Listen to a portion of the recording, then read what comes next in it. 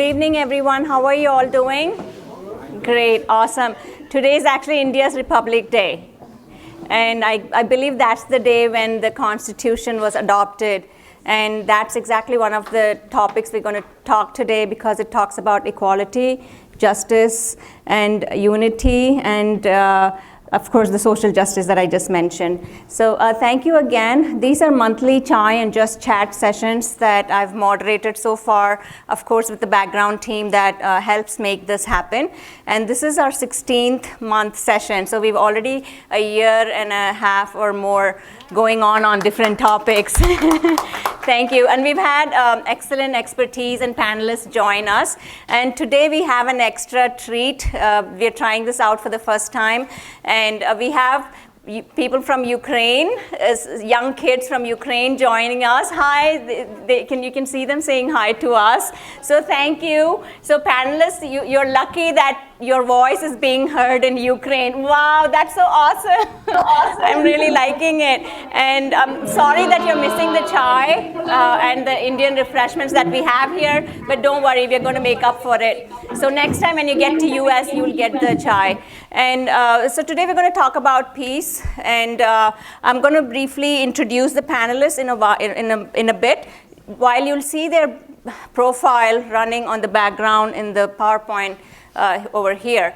And before that, we also have another treat, because we have Mr. Anthony Taliath. He's the executive director for Gandhi Foundation of USA, and I believe he wears several hats. As I was reading your profile, Mr. Taliath, you are helping the farmers in Kerala, and then you are an entrepreneur. You're also an investor. That's a lot of things that you do. Sometimes we get caught in our daily lives. We just don't know how to give back. So learning from people like you helps us spread the small seeds that we can start planting for our future generation.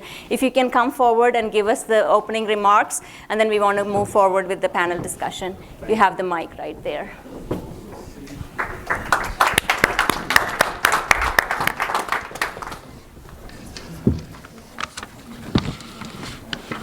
Thank you, Nazira. That's an amazing introduction. Well, I am here. Dr. Nazira, distinguished panelists, ladies and gentlemen. It's indeed a great honor for me to be here, to be part of this panel, which is going to discuss very, very interesting subject, the role of women as peace drivers. Definitely it is time for women. They have been, but take more responsibility and more exciting things to do to have the leadership. Without the leadership nowadays, we can always fight, and we never get anywhere. So I am glad, Nazira, you have come to this particular subject, and I am so happy, and thank you for inviting me to say a few words. The 20th century had seen a violent churning of independence, peace, and democracy in many parts of the world. The success stories of independence, such as that of India, has shown that nonviolent resistance campaigns have led to more peaceful and democratic societies. Women's participation at the grassroots level has been the key to their overall effectiveness. Movements that gave a voice to the women in their discourses were more likely to adopt nonviolence. Higher levels of women's active participation in campaigns of concern to the world correlates with the greater nonviolence discipline and higher probability of achieving their stated aims. UN Women is the United Nations entity dedicated to gender equality and the empowerment of women. As per UN Women, to create lasting peace, we need women's voices. From conflict prevention and conflict resolution to reconciliation and economic recovery post-conflict, women's meaningful participation in peace process increases the likelihood that that type of an agreement will last longer. Women's participation is in peace movements is socially transformative because women raise issues that others overlook and seek to end abuses that others ignore. Women are more competent peacemakers as they are more collaborative than men and thus more inclined towards consensus and compromise. Women are more concerned about people. They are mothers, they grow up with children, they are in the homes carrying the burden of the home and the family. From that experience, women bring a sensibility, a sensitivity to those things which bring peace. Women are also better placed in dealing with victims of violence. Today, my thoughts surround three great women of the 20th century: Kasturba Gandhi, Coretta Scott King, and Rosa Parks. Rosa Parks is known as the First Lady of American Civil Rights Movement. We all are familiar with her story, what happened in that Montgomery bus in December 1955. She refused to give up her seat for a white passenger.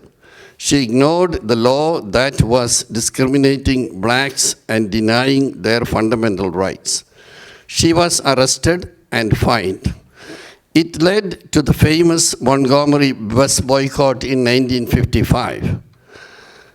With great support from the black community, and Martin Luther King Jr. began his civil rights movement along with this bus boycott. In 1956, the US Supreme Court declared segregated busing was unconstitutional. This bus boycott and its success put Martin Luther King in the national spotlight. Rosa Parks' the courage and the convictions drove her to do the right thing that day, and her action set the ball to roll and change this country forever.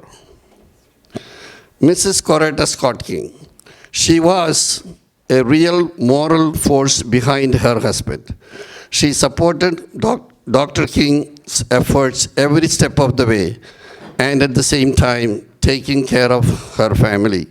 She accompanied her husband to India in 1959 on his mission to learn about Gandhi's nonviolence movements and civil disobedience that got India her freedom from the British.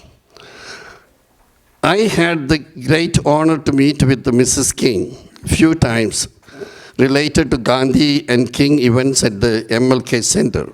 She was such a gracious woman. She wholeheartedly supported the Gandhi Foundation, and her support made it possible to have the Gandhi statue installed at the Martin Luther King Jr. National Historic Park.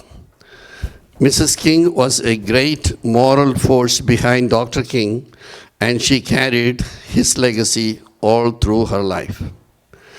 In the transformation of Mohandas Gandhi to Mahatma Gandhi, there was one person who played a very pivotal role.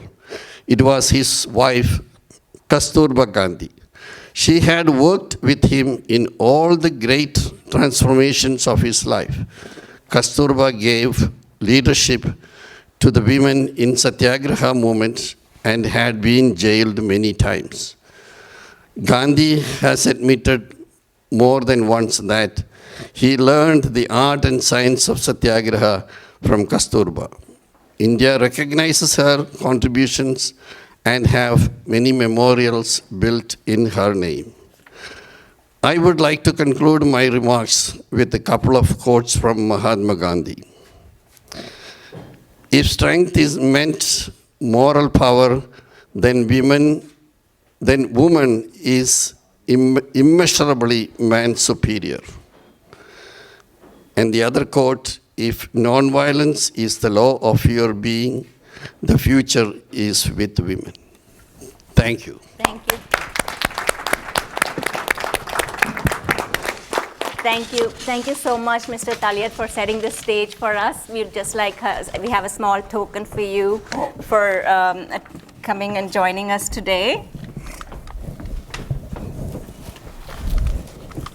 Thank you again. Thank you so much. Thank you. So we do have the people from the ALLATRA International Peace Movement from Ukraine. Did you have quickly 1 or 2 sentences to say before we go to the panelists? Yes. Hold on 1 second. Anya, we cannot hear you. 1 second. Wait. 1 second. 1 second, please. Yes. Yes. We can hear Yes, you. you hear us. We are really happy to greet you from Coordination Center of ALLATRA International Public Movement in Ukraine. Our movement is also aimed to popularize ideas of kindness and love, and that's why we're so happy to be part of this amazing conference, which is organized by Nazira. And we would like to express our gratitude to Nazira for this amazing event.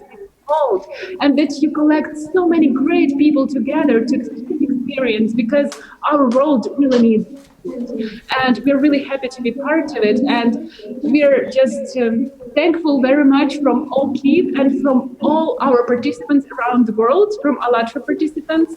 And we, with the great enjoyment, we will hear on the conference make a video about ALLATRA to the International Public Channel. And we are really inspired and, very excited to hear each one of you. So please, thank you so much. Thank you, Alina. Thank you all for joining us. It's 11 p.m. for them, and they are committed to sitting and listening to our panelists today. So we appreciate you joining us today. I'm going to quickly introduce our panelists very briefly because you have their profile going on in the PowerPoint.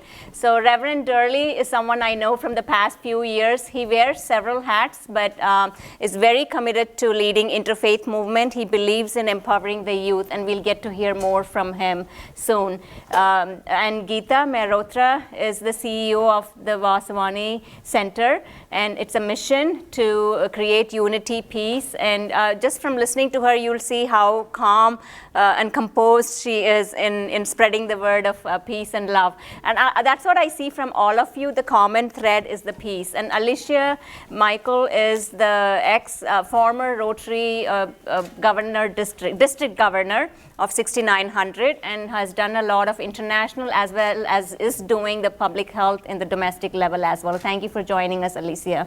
And of course, Marina is someone most of you all have seen for most of the Giant Chats. She is a participant at the ALLATRA International Public Movement, but she has a very interesting story that I hear of how her life changed before she got involved and after she got involved in this process. So thank you.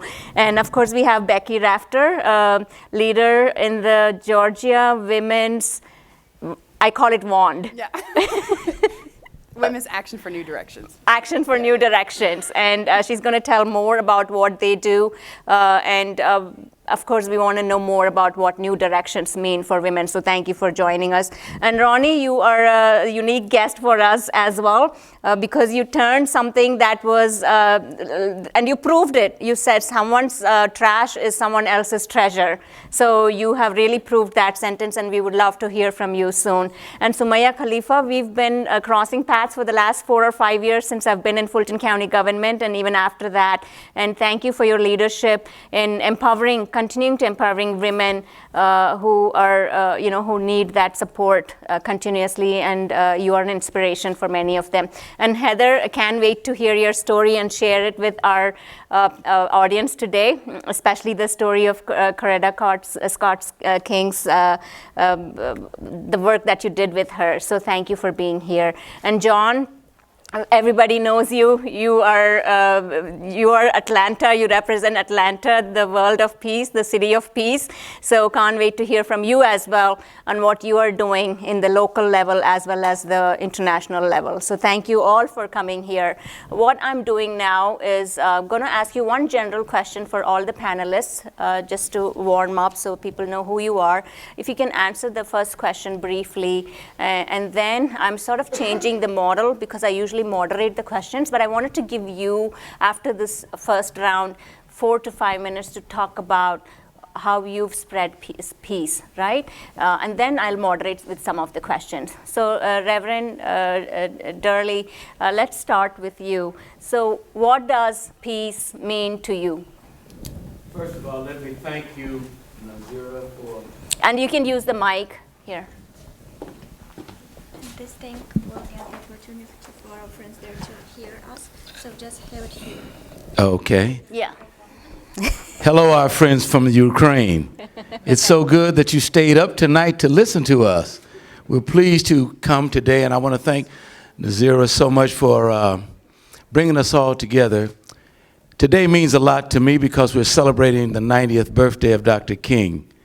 I started with Dr. King in 1959, Andy and John and all of us. And this is the beloved community here in Johns Creek, a long way from Atlanta. But to see the different people and the diversity here in this room signifies what peace really means. And peace can only be acquired when we begin to communicate across sexual, racial, faith lines. And this is what peace is really about, the ability to communicate.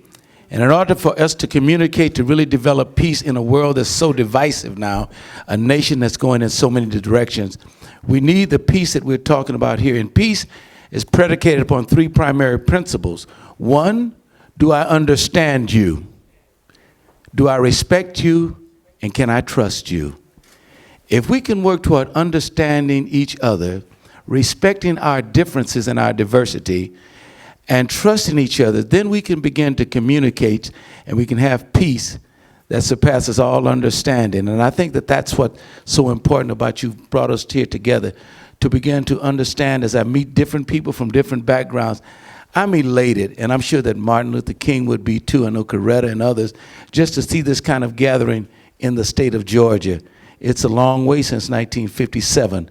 But we're here, and we're going to stay on this journey until peace is throughout. And Dr. King used to say, none of us are free. None of us can experience peace until we all feel peaceful. And it starts with yourself. When we leave this place today, there ought to be a certain sense of inner peace within you, and allow somebody to touch you to feel your peace. And then it continuously spreads. Sure.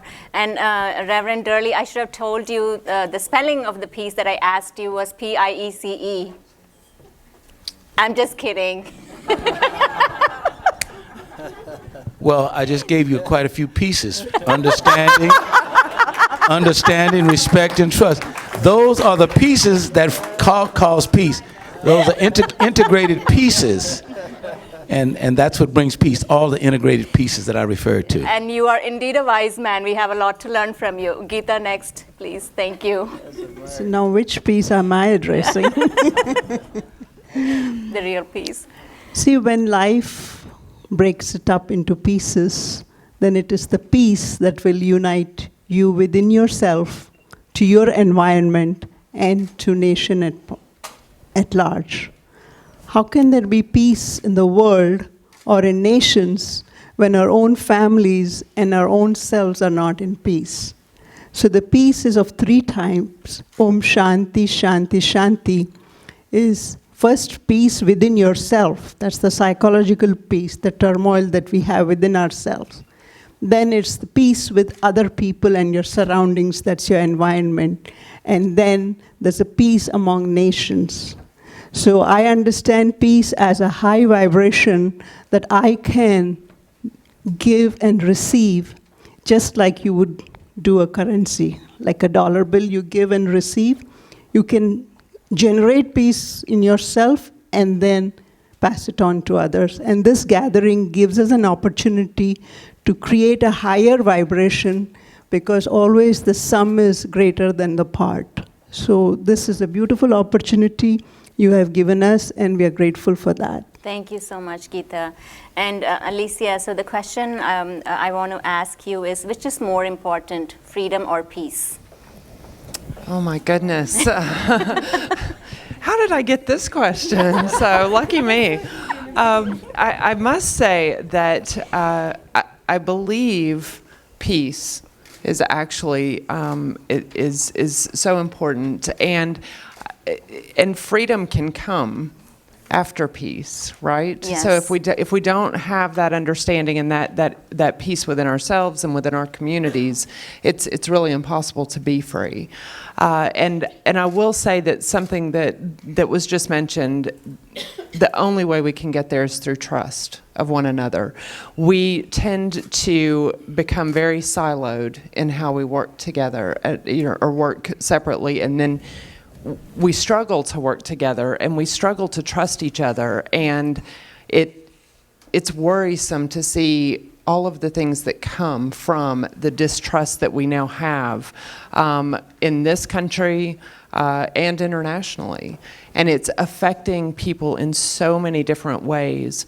And I work specifically in the field of healthcare, and I can see where, with us not working together, us not trusting each other, how it's having a direct effect on individuals and their health, both their physical health and their behavioral health.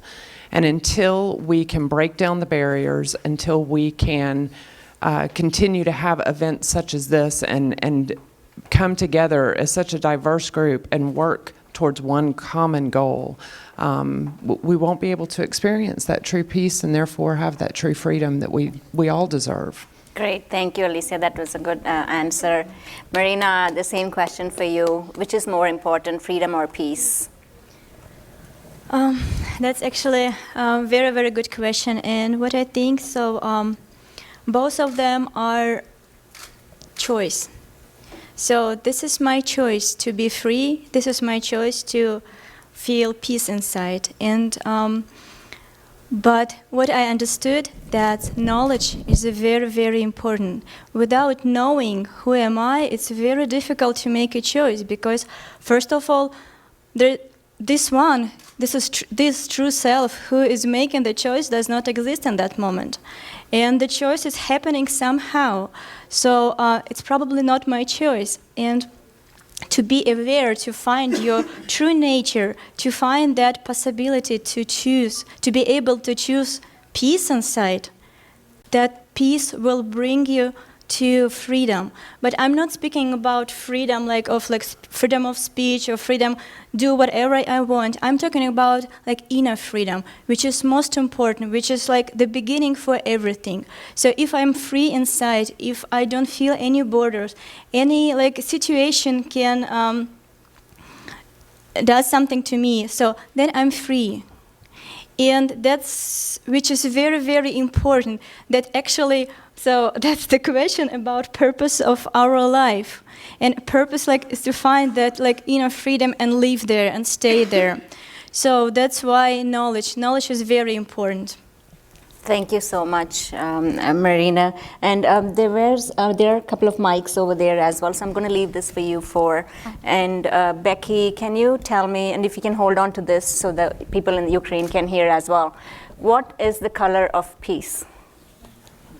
I don't know the color of peace, but peace definitely has peanut butter on it.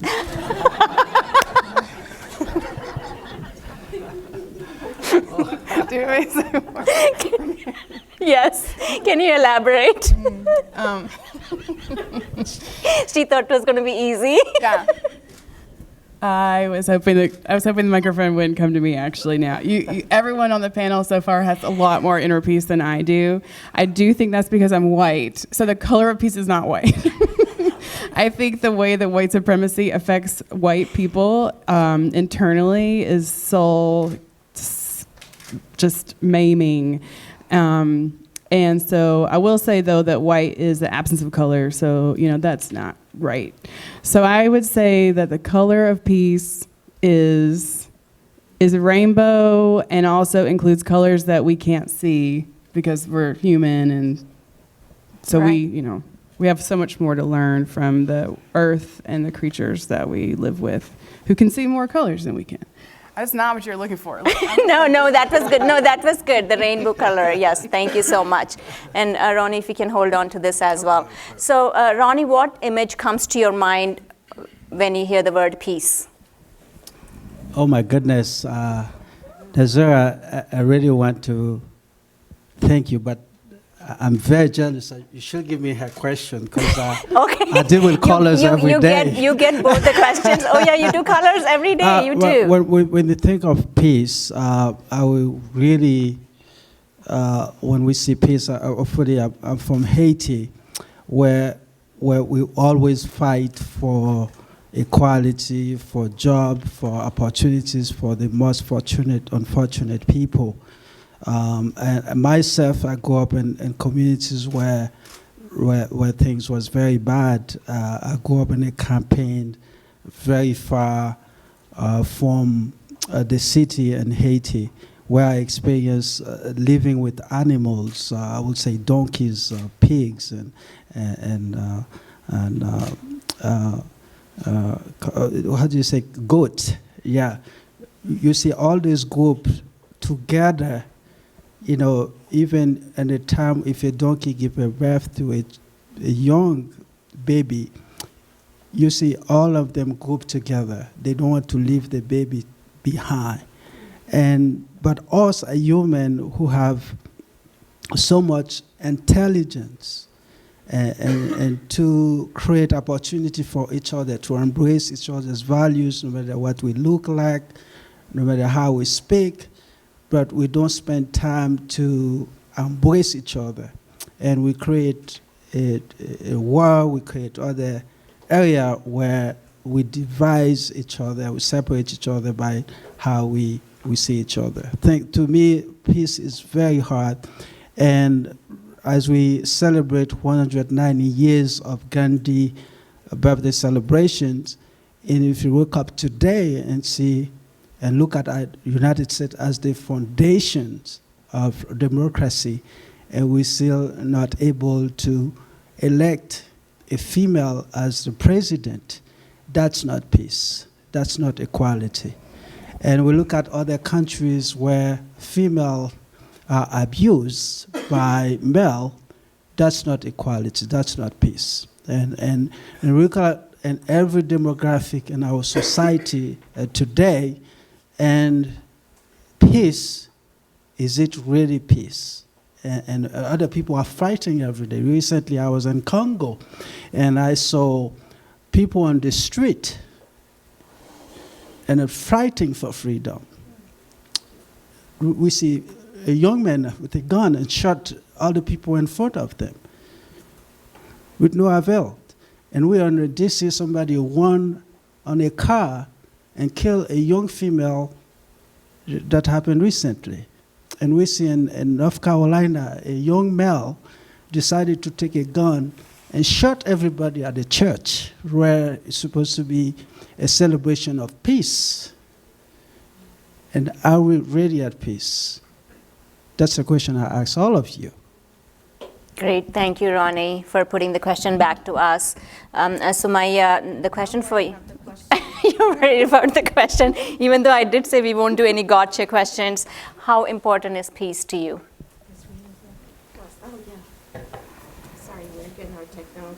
Yeah, if you can just hold the mic a little bit further. Yes. How important is peace to you? I think it's a goal that... and you can look at the audience as well. Oh, okay. Thank you. Peace is a goal that I believe each and every human being strives to achieve. And it's a moving target all the time. As individuals, as communities, as nations, as the world. Peace is personal peace. It's peace within families. It's peace within communities. The world is so dynamic. Each individual is so dynamic, so many changes, so many variables. So it is a goal that we all work for, including myself. And I don't know if it's attainable, but it is a journey that we all strive to achieve. Great. Thank you, Samaya. Great answer. Heather, how do you find peace? All right, so yes, it's an excellent question. So I was sitting here thinking as I was listening to everyone else talking, but for me, peace, I think, is a commitment toward working for justice. So I've been fortunate to have lived all over the world. I've held 3 citizenships, so I've lived here in North America, in Asia, and Australia, and I have found that wherever I go, there are people who are working together toward peace and justice in the world. And for me, it's a matter of expressing this, working toward it, but also finding others to work with on whatever it is the issue might be. So I don't know if that makes sense, but that's my concept of peace. Once I have understood an issue, and once I have seen that there's some injustice out there, then I am at peace with myself. And I think that once I have done that, then perhaps I'm helping other people to achieve that goal as well. Great answer. Thank you, Heather, for your answer. So if I had asked John the same question, he would have said in the city of Atlanta, right? So he would have found peace in the city of Atlanta. But the question for you, John, is what does peace mean to you? What does peace mean to me? Thank you, Nazira. One good example would be this panel that you have created of wonderful diversity. This represents peace. Look at the nationalities, the ages, the genders, the faiths. And I'm the youngest. Perspectives. Okay, I'm going to be a serious moderator now. Okay. Look at the comedian. We have wonderful peace up here because of Nazira's community skills, and I'm very grateful to be a part of this. What does peace, where does peace begin? What does it mean to me? I like the Buddha's quote, the very simple one that's very easy to remember. He said, peace begins within. And that's where the beginning of it all means. You know, we search for it within, and as we grow it within, we share it with others. And integral with peace is the cultivation of love and justice. Just Chat, I love the name of that. Forgot the chai. Yes, chai and Just Chat. Just Chat has a double meaning to me because it has to do with the casual nature of just chatting. And it also has to do with justice. Just. We have to chat in a just way, a truthful way. So you have to have truth with justice. And Mahatma Gandhi is the founder of the Satyagraha movement, which is an insistence upon truth. And in this day and age, when too many people can say that's not news, that it's falsehood, it's fake, we need to hold on to truth. And truth is tied with justice, it's tied with love, and it's tied with peace. And that's what it means to me. Great, thank you. And please know that you have the hot chai and the pakoras out there, so feel free to grab any time as the panelists are discussing here. So Reverend Durley, the question, or rather I would say these are the few minutes that I have for each one of you, is we want to hear about your story. Like I said, 4 to 5 minutes of each person. The reason why you are here today and why someone else is not here is because of the experience or your professional career or what you do that I'm not able to do. So if you can speak to that, the uniqueness in you and what led you to go from here to Nigeria and back. So we want to know about your life history, that's relevant to the topic that we are discussing today. The reason that I'm here is because Nazira invited me. for a reason. That's the reason. And when she calls, when people of integrity call others, they come. And I think we're at that point in our lives. As she said, I started in the civil rights movement in 1959 there in Nashville, Tennessee. And at that time, we believed in justice. We believed in the moral character that we had to do. We believed that we were the consciousness of a nation that had denied us our constitutional rights. Therefore, we were doing two things, which I think is so important today as we come together. Two things made us strong. We were willing to sacrifice, and we were willing to risk so that justice and freedom and peace could abound. But in and out of jail in those days. And then in 1964, I figured that this was not a place for me. It was too racist. It was too narrow-minded, too much hate, too much fear, too much ignorance. So I left and moved to Nigeria. I was in the very first group. A man by the name of John F. Kennedy started something called the Peace Corps. So I was in the Peace Corps group, and then I tried to come back to America in 1966, and they wouldn't let me in, so I had to move to Switzerland to live for a year and a half. And then I came back to America in 68 and joined the Black Panther Party in Chicago because I found that the peace elements that we were talking about, they didn't work as well as they could have worked. But while I was doing all of that, I went on and finished an undergraduate degree in psychology and then a master's degree. I have a doctorate degree in psychology. I'm a psychologist. I got the doctorate from University of Massachusetts, then another master's from Howard in divinity, because I found out with all of the psychological issues that we had fought for, all of the civil rights, all of the marching, all of the going to jail, there had to be a moral, spiritual foundation. And that's when I began to really grow and understand what gives us the inner peace, when you know that there is something greater than all of us, and when you can connect what we've gone through and connect that to a power that's greater than us. So my whole journey has been that, and I became dean of several universities. But all throughout all of that and all that we go through, there's got to be some sense of inner peace. And it can be inner peace can only come when you're willing to understand that there is something greater. We felt in the civil rights movement that the cause was greater than any of us. We were willing to move ahead and sacrifice ourselves. And I think that now we found, as I look around, I see so much ignorance that is fueled by fear. When a person is at peace, he or she does not have to fear. As Dr. King said in his last speech in Memphis when he was down there fighting for others, people at peace can always go outside of themselves. And Dr. King says, at this point, I may not get there with you, but I've already seen the promised land. I fear no one. I can speak truth to power. And when you reach that point in yourself, it's already been stated, then you can move to the next level. So now I find that inner peace that we talked about. So when she called and I saw pieces to peace, and I wanted to say that when we were in the movement, I look back now with Mrs. Lowry, Mrs. King, Juanita Abernathy, Octavia Vivian. These were powerful women who understood how to overcome fear, even though they were fighting ignorance when the men were out in the streets.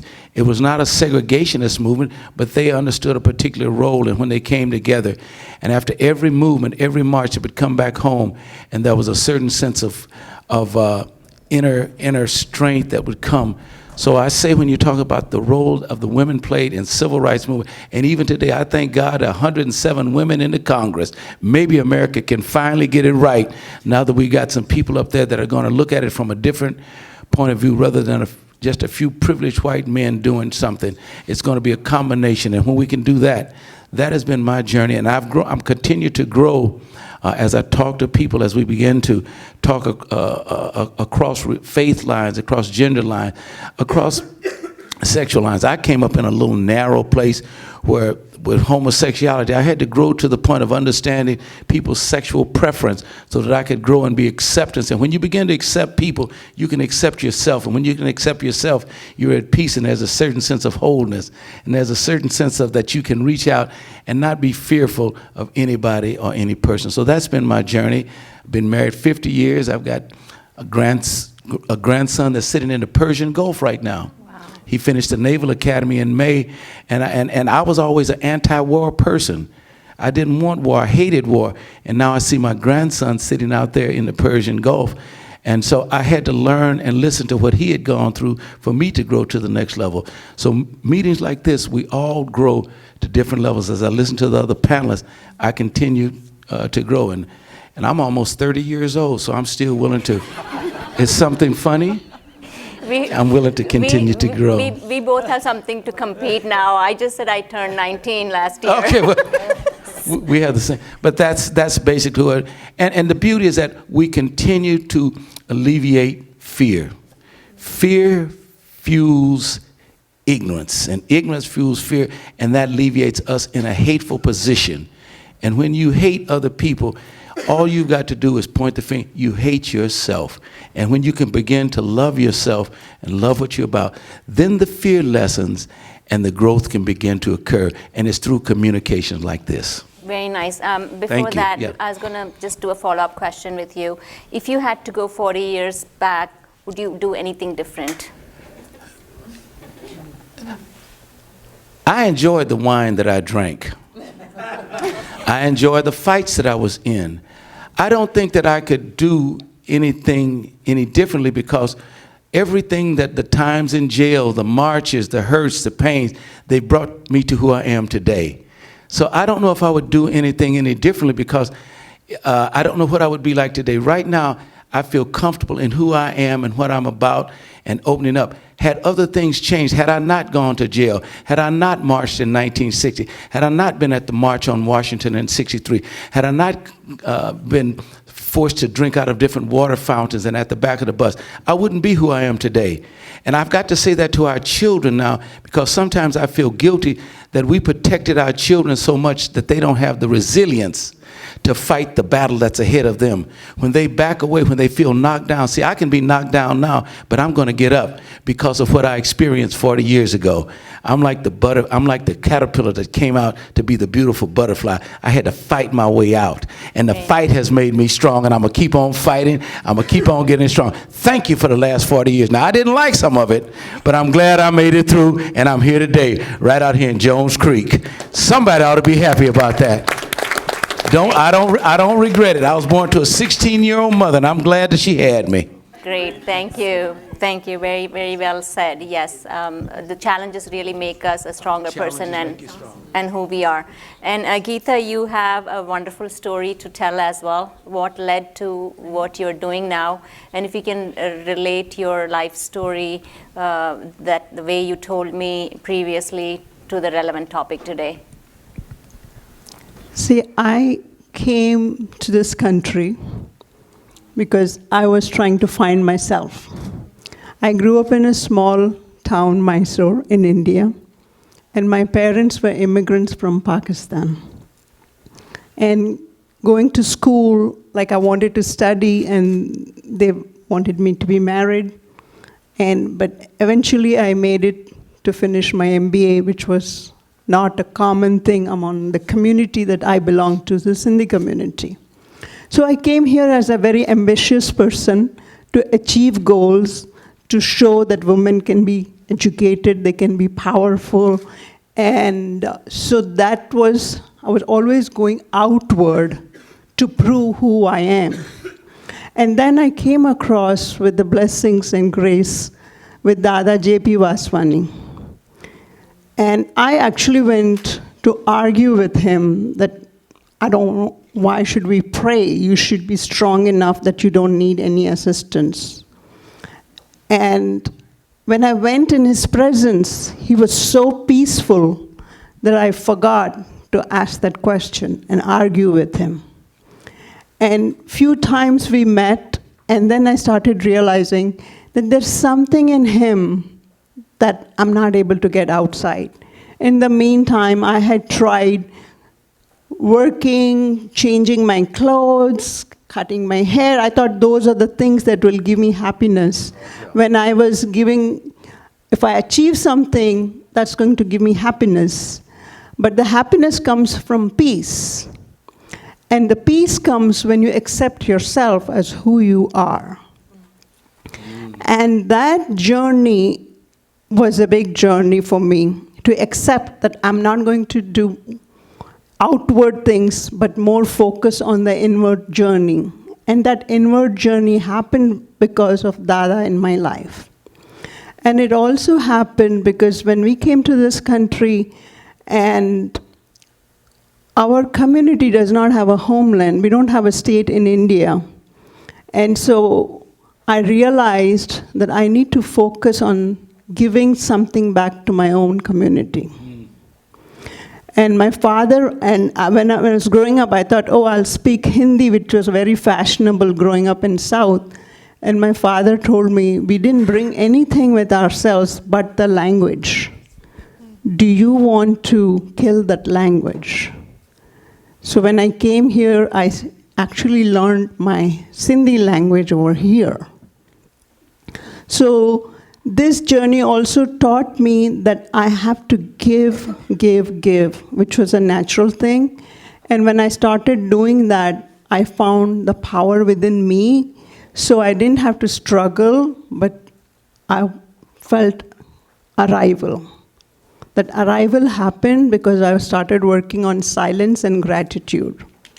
When I started working on silence, I realized the images that we all carry. Those, we live in our own images. We live through the filters of our parents. We live through the filters of our society. We live through the filters of the thing. And woman is a very powerful force that can change things because we have a unit right in the family that we can influence the family in the first place. But somewhere along, we women should not think that only the outward force that we create is creating empowerment. Empowerment is the within empowerment. So if a woman can stand behind a woman, we all know the saying, right? Behind every successful man is a woman. Now it's time for women to stand behind a woman. And that's the journey that I feel is to be done quietly and effectively. Very well said.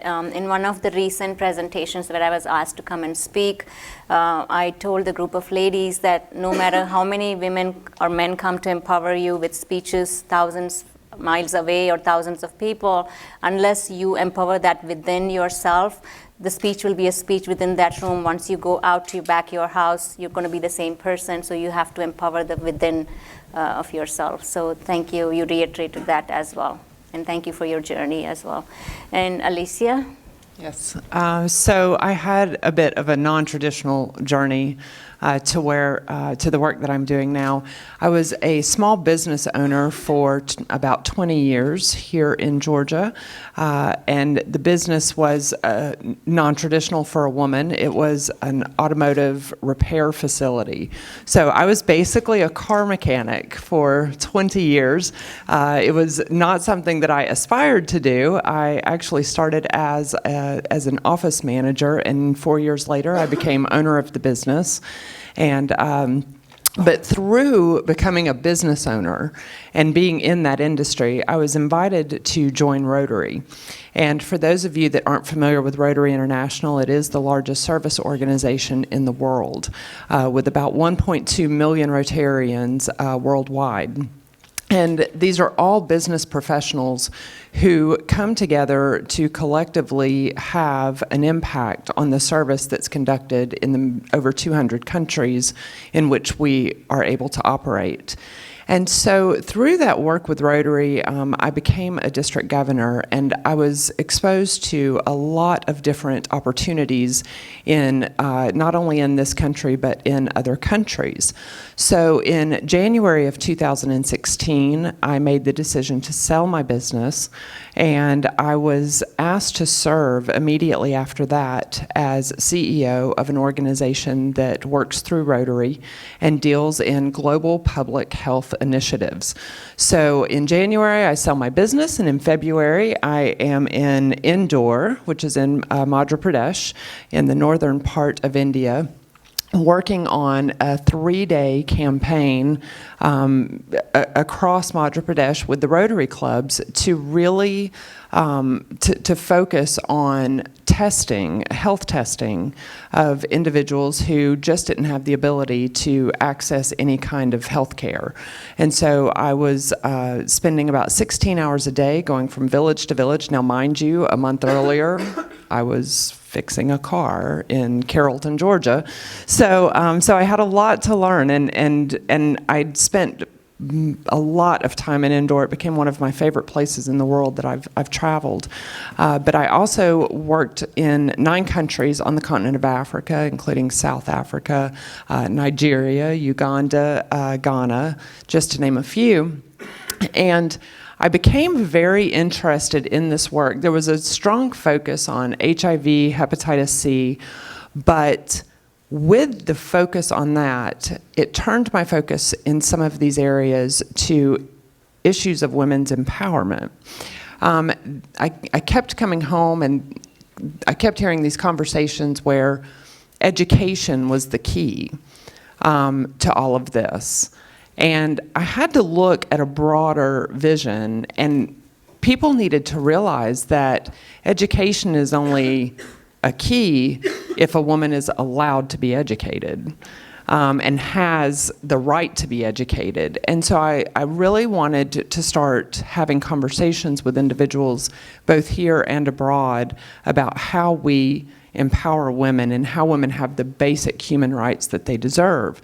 And so that is what has led me to the work that I do now in my service opportunities. I did actually take a position here in the U.S. working with the healthcare system, working on public health issues on a domestic level, but I still work through Rotary in my service on the international level around that. What was one major difference that you saw being raised and born here versus the life that you experienced in the other countries? Oh my goodness. So I think we fail to realize or remember, and for people who don't get the opportunity to travel out of this country, we really don't understand the privileges that we do have here and the opportunities that we do have here. When you visit other places that are impoverished or that are still developing, you can see poverty in a whole new light. I was raised in poverty for a period of time due to unfortunate circumstances, but it was nothing compared to some of the issues that you can realize in other countries, especially around healthcare and access to healthcare. We still have a lot of challenges here that we definitely need to face and find solutions for, but those challenges really do pale in comparison oftentimes to what you can see in certain places in the world. Great, thank you, Alicia, for your contribution today. Marina, when I spoke with you briefly, and we have these conference calls, at least 1 or 2 conference calls with all the panelists prior to the event, so we get to know each other more. And I also sometimes prepare some questions, and sometimes I know them personally or through acquaintances. So Marina, you discussed a very important part that has still stuck within me, and you talked about particularly how your attitude and your happiness level changed being involved in a volunteer work before and after. But anyway, tell us about your life story relevant to today's topic. Okay, thank you so much, Nazira. So I don't know even like from where to begin. So, but if you would look at my life like back there before I joined ALLATRA IPM, ALLATRA International Public Movement. So we call it ALLATRA IPM, to be short. And my life was like actually, according to the standard, like it was perfect. I have a beautiful family, I have a loving husband, I have smiling, never crying son, I had a very good job. So I was a musician, I played in an orchestra, like moved to United States, I got a job in an orchestra, I had a lot of students, so we had a vacation twice a year, so everything was perfect, like perfect. But something big was missing inside, like I was feeling that emptiness and I didn't know what it is. And that's actually how I started to search. I changed everything. I tried different diets, like extreme sports. meditation, yoga, like everything. I was reading book, I trying different religion, but I couldn't find the answer that I was looking for. And then all of a sudden I found Allatra book. And this unique book, so it gives me all answers to my question, even more. So it's like a encyclopedia of primordial knowledge. So when I was reading it, actually, I was understanding even more. You read the book and you understand there is something behind these words that you read. So I found the most important question answered: who am I? What is my purpose? Why I'm here? Why I was born? And I also starting to, the first understanding was just theoretically, right? You understand. And then, it's something happened. So you do, in this book, you have, practical keys. And you do meditation. You do spiritual practices. And you start to understand, practically understand. Really, who you are. You feel it every day, more and more and more. And this divine sparkle in you start to grow, and all of a sudden you understand you just can't hold it for yourself.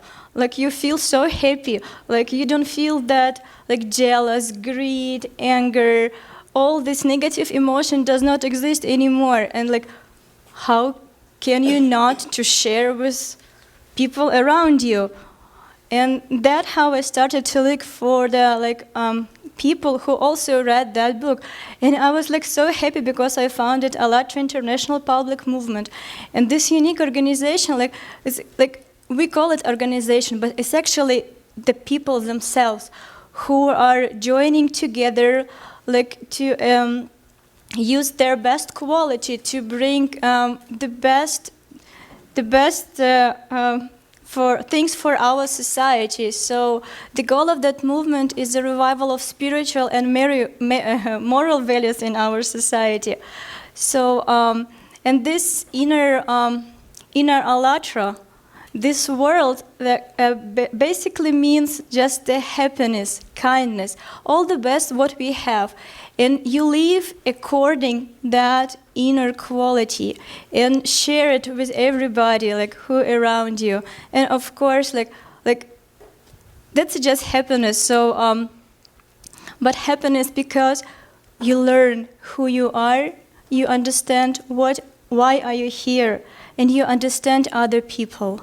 So you understand, appreciate everybody. So that gives you so much in your life, so you cannot compare anything with that. It feels, when you're saying it, it feels like a treat, I want it. Everybody should have it.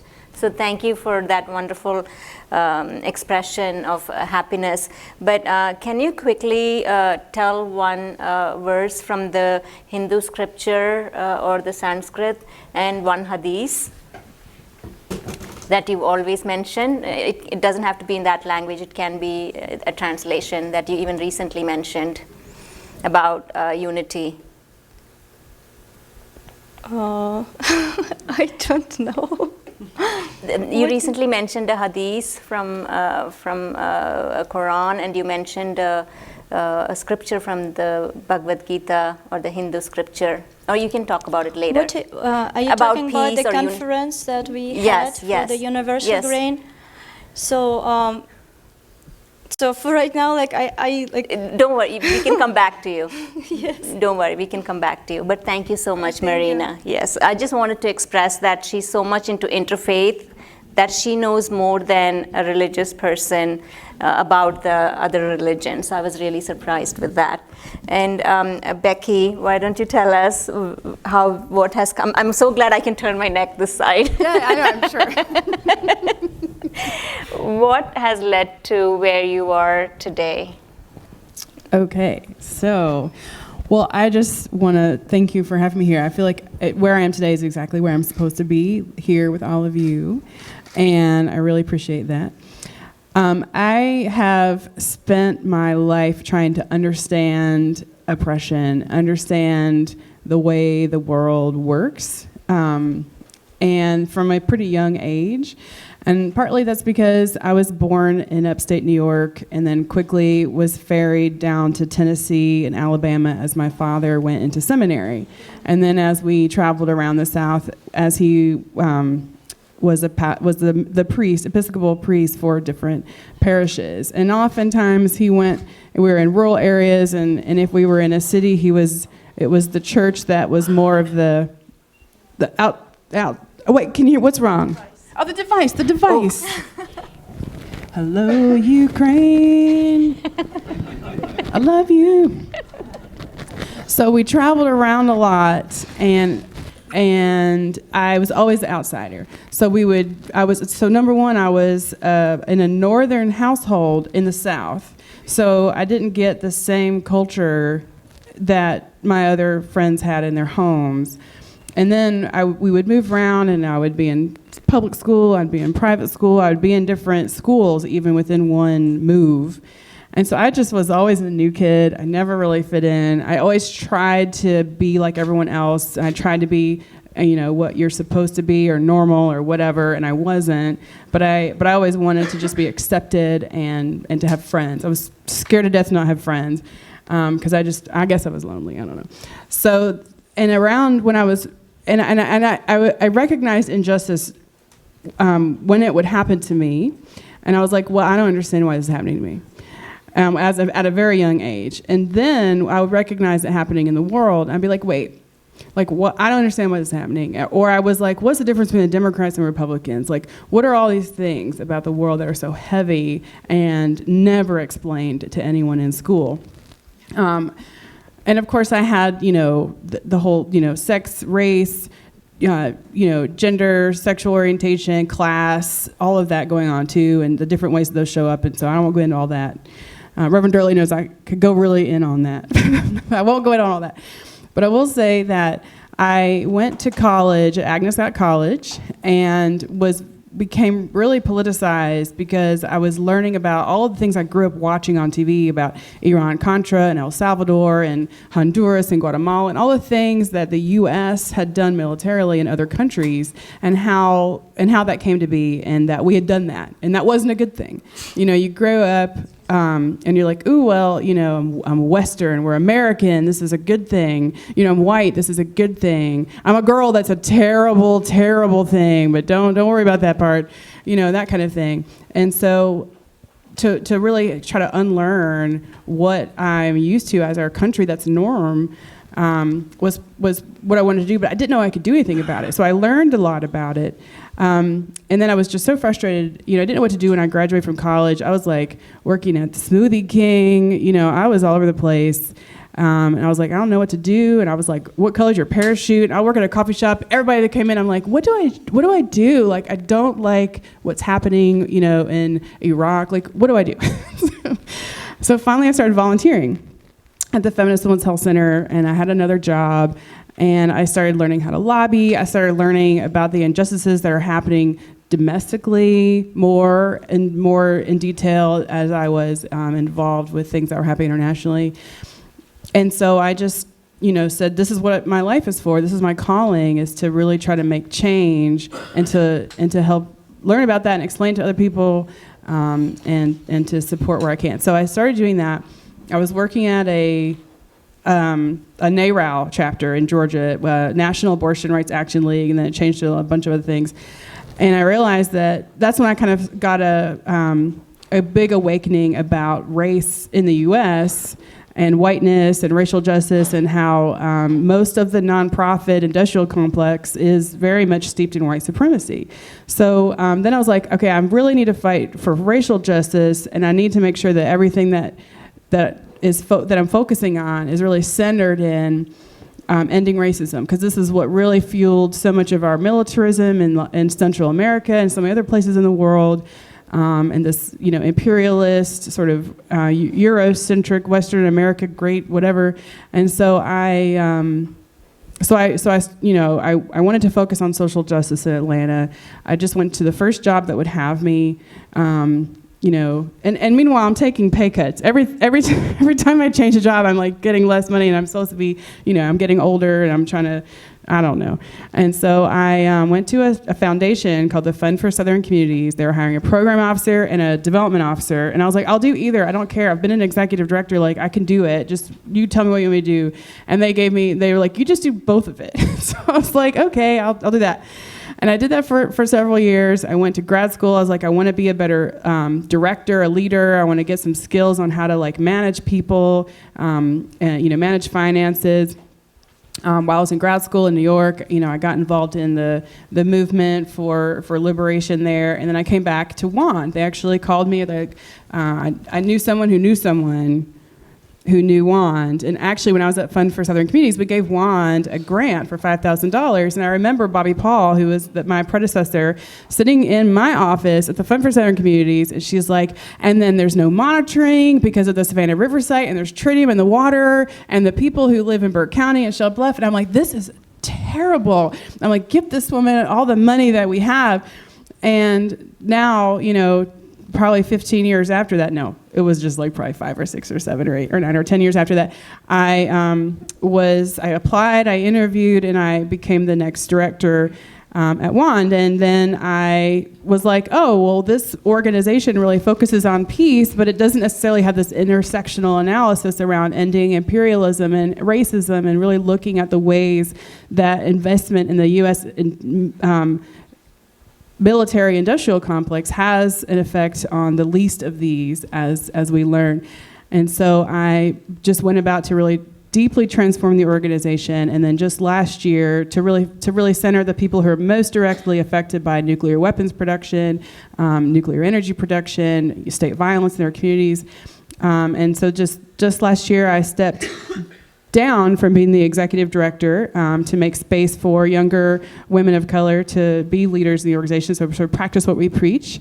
And now I focus on development, and what I would like to do is really figure out how to be sort of an engineer of social change and how organizations can really support young people and women of color and trans and gender nonconforming people to really be leaders, and especially folks in rural areas, like the women that we work with in more rural areas in Georgia, especially who are right under the foot of these toxic plants.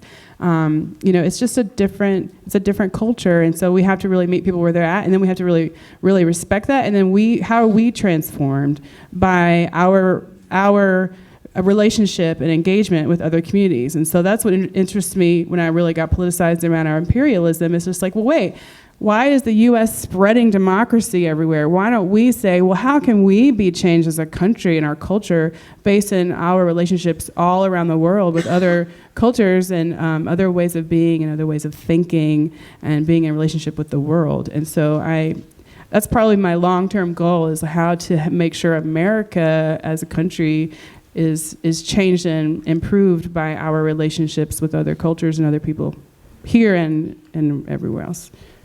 Very well said, and looks like you found and you are still finding peace with your professional career. Yes, I am so happy where I am, and every day I learn a new way to really hear, a young person who might have another way of thinking, and I just don't understand it, and I'm like, I need this, and I've learned to notice how to transform my stress in the WAND Innovation Lab into an innovative idea of how to really work and support my colleagues as I pass on institutional knowledge, but really figure out ways, like I was saying, sort of to engineer ways to create structures for success that are not based in sort of a white supremacist, cis heteropatriarchal way of thinking and doing things. And one of the things that we do is that we have no enemy, like a no enemy policy. So we don't look to like a big company or a nuclear weapons maker and say, you guys are the enemy. They might be a target to lobby or to change, but they're just people. They're just people in a different sort of mindset and culture than we are, and it doesn't mean that we're better. Like, we're not self-righteous, right? Like, we have to see all people and interact with all people in a way that is expanding humanness and like humanity. So we try really hard to not have enemy policies. So WAND stands for Women Actions for New Direction. Yeah. Women's Action for New Direction. Do you have men in your staff? Yes. Well, not on our staff currently. We have 2 men on our board. And John is going to say the word man is already in the word woman, so you are already inclusive. we're actually trying really hard to be super inclusive of course, all people, and that's a heavy lift. So thank you so much for having Becky. me here. I'm really honored Becky. and flattered. Very nice. And Ronnie, we would love to hear your unique story of how you turned someone's trash into another person's treasure. Well, first of all, how many of you love colors? Yay. With your hands. Come on now, all of you love colors. Look at what you wear, from your shoes to your coat to your shirt. You love colors, and for me, coming from a country where we love colors, but we don't have paint to really show how we love colors. That impact our buildings, our class. I remember in my class, in the middle school, my school was not painted. And come to the United States and end up being at UGA, and my classroom was so beautiful. Oh my goodness. The light was 24/7, reflecting on the world. I look at the mural, oh, I'm so excited. Oh my goodness, I wake up every day, I want to be in the classroom. And later when I graduate, I have my MBA, I had the best job. I work with the most beautiful females in the world. I work for a company called Avon. Hello, you love jewelry, right? And I spent quite a good time there at the distribution center and work with all the females and all the wonderful things. But there was one thing of me was not, I didn't fit in. And then I want to commit to my purpose, my visions, what I want to do in life to give back. And one day I said, well, I want to give back. And I joined a company called CARE International. How many of you know CARE's organization? I joined CARE's. I spent 15 years at CARE, volunteering. Oh my goodness, I was lucky because they sent me to countries that was similar to the country I was born in, Haiti. I went to South Africa, to East Africa, to Kenya and Uganda to visit refugee camps where people are living in very bad shape, similar to certain countries in Haiti, to different parts in Haiti. There are places where at the refugee camp we took kits, medical supplies, toothpaste, soaps, and all these wonderful products to distribute at the refugee camp. And after we give all those things away the first day, the people are happy. But the next day, you wake up, they look at you, they want something more. And you look at over 20 to 50,000 people living at the refugee camps. You look at all the little tents they were living in, they look absolutely the same. And there's no color. There's nothing to inspire the people, to motivate them, to think that tomorrow will be better. And I decided at that time to go to a place nearby to buy paint, because I had the experience of the United States living in a very beautiful room like this one. You look at this room here, there are so many colors on the wall. I'm not speaking just only the colors on the wall, but you look at all of us carry something that's beautiful. But in the refugee camp, they don't have those kind of clothes we are wearing. They don't have that kind of beautiful atmosphere at the refugee camp. For them, it was no ending. And I said, well, I have to do something to give back. And I went to that little store. They said, well, we're gonna buy paint, but it's $200 a gallon. Not only that, they said, well, you will place the order and we will receive it after 20 days. I said, why is that? Well, we have to order it from China. I said, whoa, my goodness, I'm here for 5 days. I'm leaving in 4 days. Can we get that paint? No, we can express the supply. I said, oh my goodness. So I left the country. I didn't get a chance to paint. But I said, when I come to the United States, I will find out how to ship paint to them, because I make a commitment. I said, well, guys, I will send you paint to paint some of the beautiful tents you are living in. And it was at that moment I went to Home Depot. I was in front of a lady who apparently had 20 gallons of paint, want to return it. She was begging the store manager to take the paints away from her. She said, well, I just sold my house. I want to leave. I'm going to Texas. I have a new promotion. I have a new job. I sold my house. Please take that paint away. I give everything away to Goodwills. I give some of that stuff to Habitat for Humanity, and had the paint, I can get rid of it. And immediately, the store manager says, well, we sell the paint to you. We don't have a policy in place to take the paint back from you. She said, please take them away from me.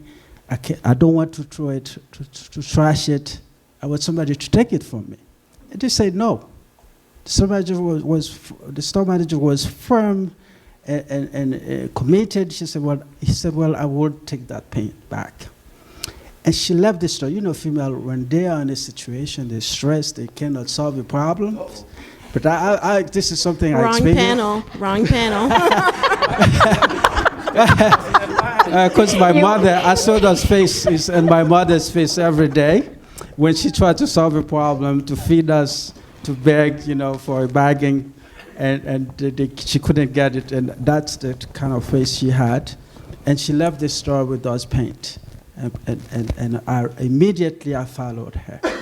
And when I went outside, she said, well, I said, ma'am, what you going to do with that paint? She said, well, I want to get rid of it. As you can see, they cannot solve my problems. I said, ma'am, I had $200 in my pocket, and I can use that paint because I'm about to buy paint to ship to such and such a program that I want to start. Can I buy that paint from you? She said, sweetheart, you don't need to pay me for that paint. You can have all of it. And in the trunk of the car, she had 20 gallons with her.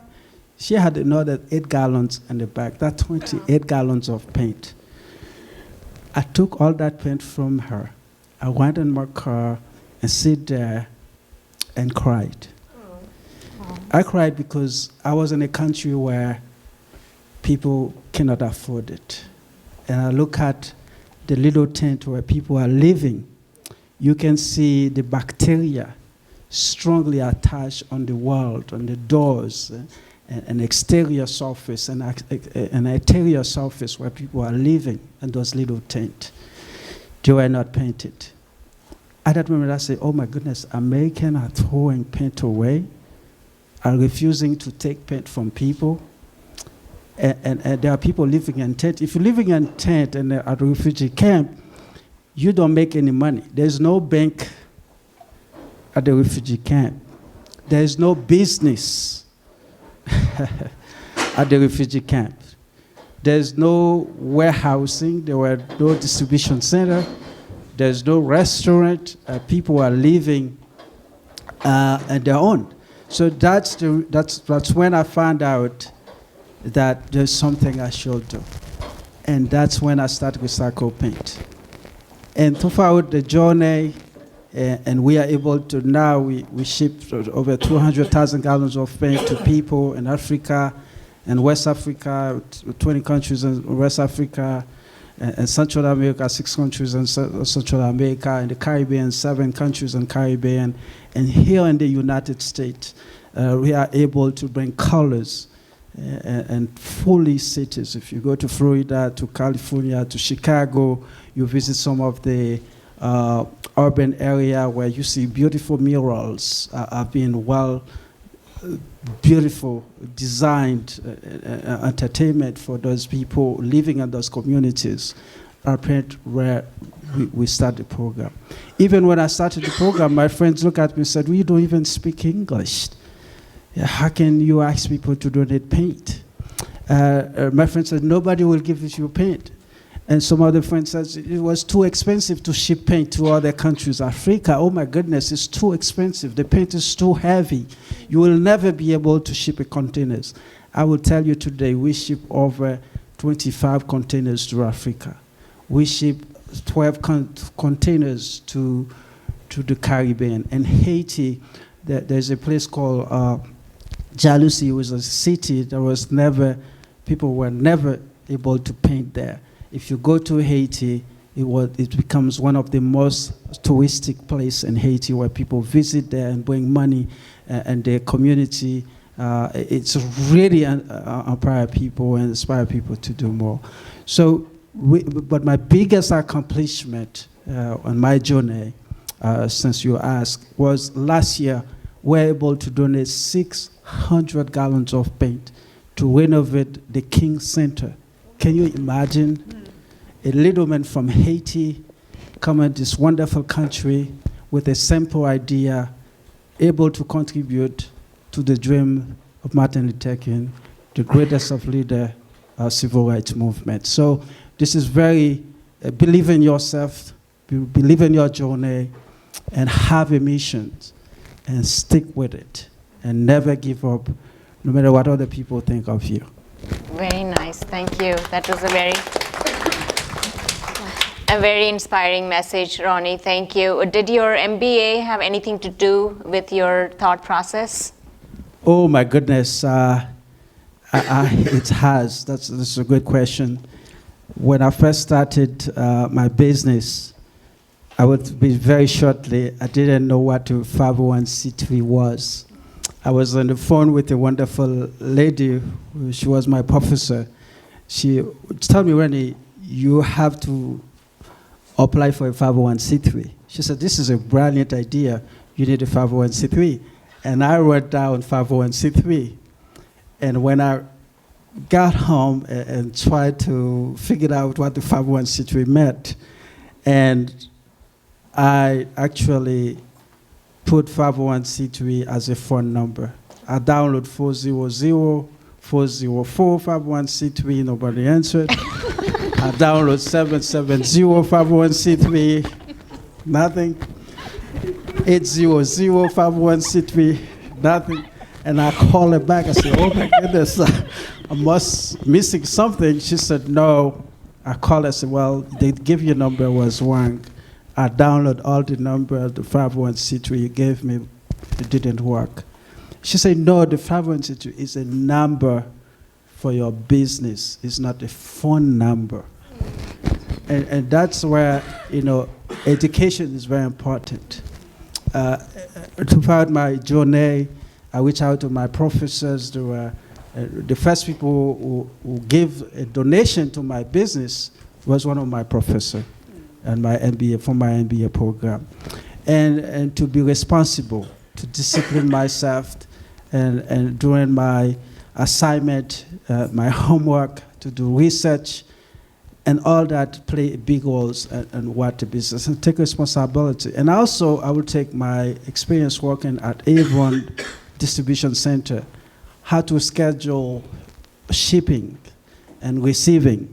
And those play a very important role in my journey as well. Very nice. Thank you so much for sharing that. Sumaya, we would love to hear from you, relevant to today's topic. Wonderful. I have to tell you, this is very inspirational. I mean, it's really amazing to hear all the speakers and their story. I feel like I've taken away lessons from each and every one of you, so thank you all for sharing that. In terms of my own story, it started, I was born in Egypt and moved to Texas with my parents as a young child.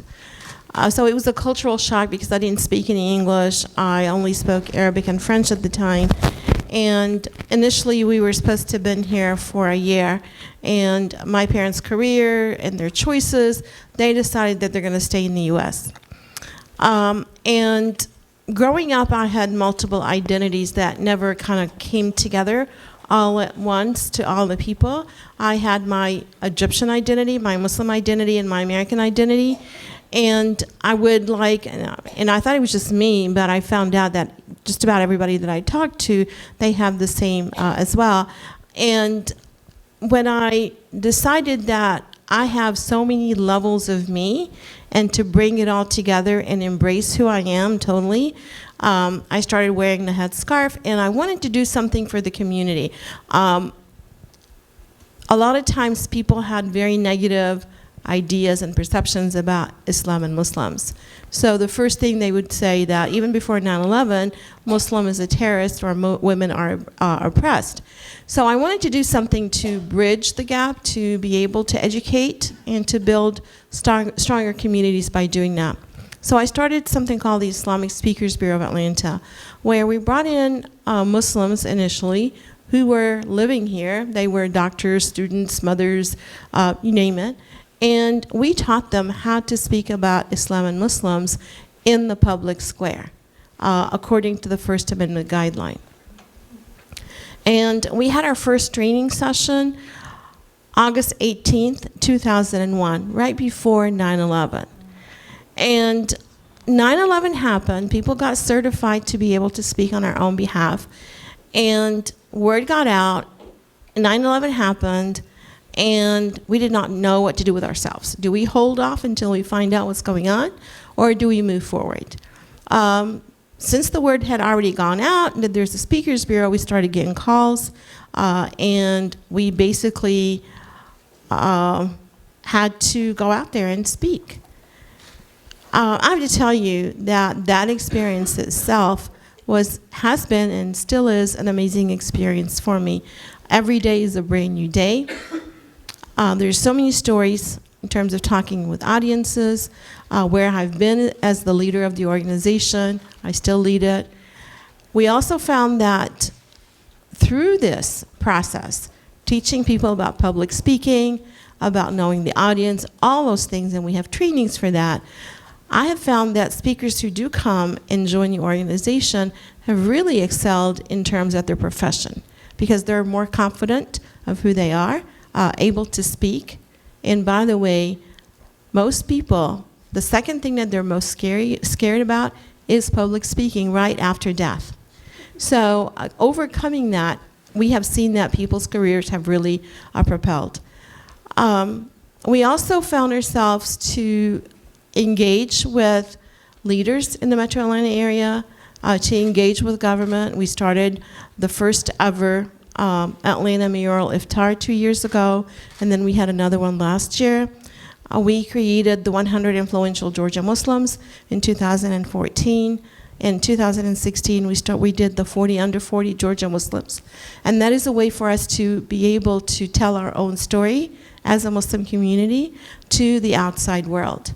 I had meetings with editors of newspapers, major newspapers in Metro Atlanta, and they would say, this is exactly what we're looking for. We're looking for stories, we're looking for people who are, who give a different scenario than the one that we are used to. Fast forward, we found that we are really developing leaders through the Islamic Speakers Bureau, so we wanted to be more intentional. The Muslim community in Atlanta did not have a leadership training institute for leaders. So we started the Institute for Muslim Civic Leadership, and that started September of 2018. We have 23 people who are signed up. They meet every month, learn together, get to know each other. They also work on projects to better the community. And so this is kind of my journey. Some of the highlights is I got to work in Geneva with the World Council of Churches when they were doing Muslim Christian dialogue. I got an invitation from the White House and was invited to attend the iftar. And I got to the White House and I got a table number, and people who looked at the table number, they said, oh, you're going to be really happy with that table number. And I said, okay. I mean, it was my first time there attending such an iftar, and it was the empowerment of women that year. And so I sat at a table with some really awesome people. And there was a chair that nobody was there.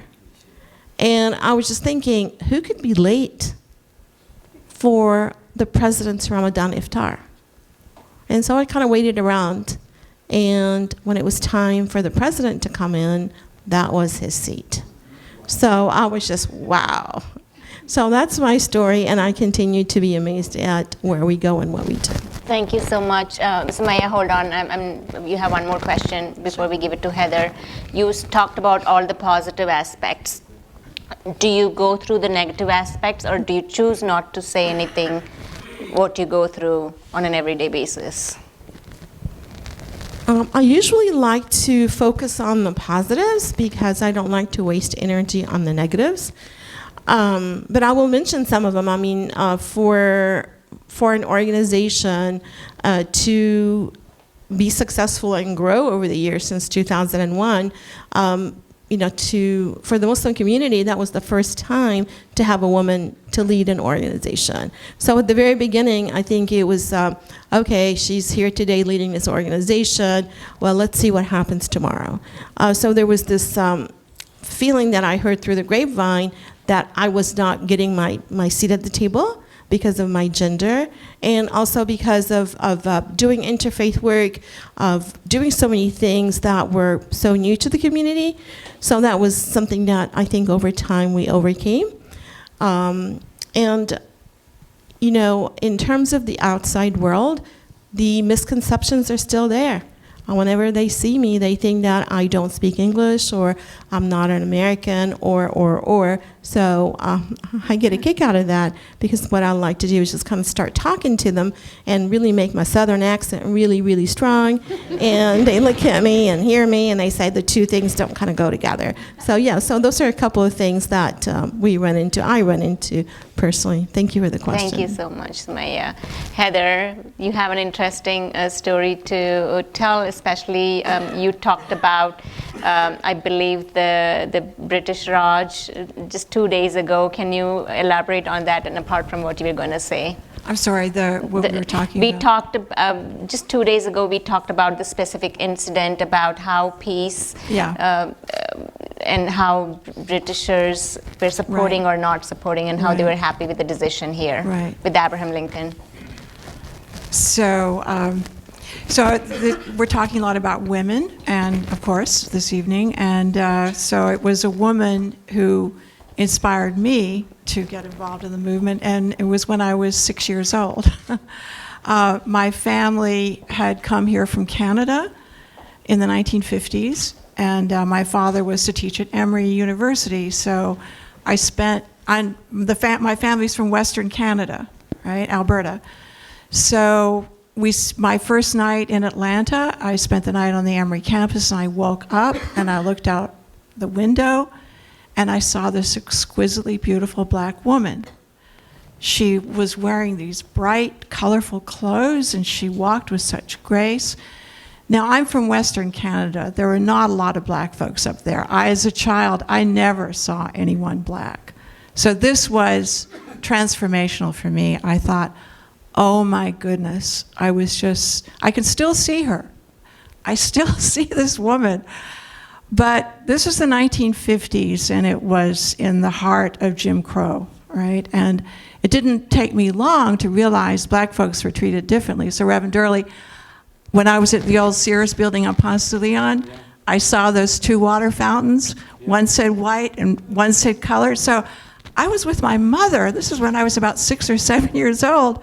And I thought, oh, colored water, that's probably very good water. I'd like to try it. And so I walked over to that water fountain, and my mother grabbed me. I mean,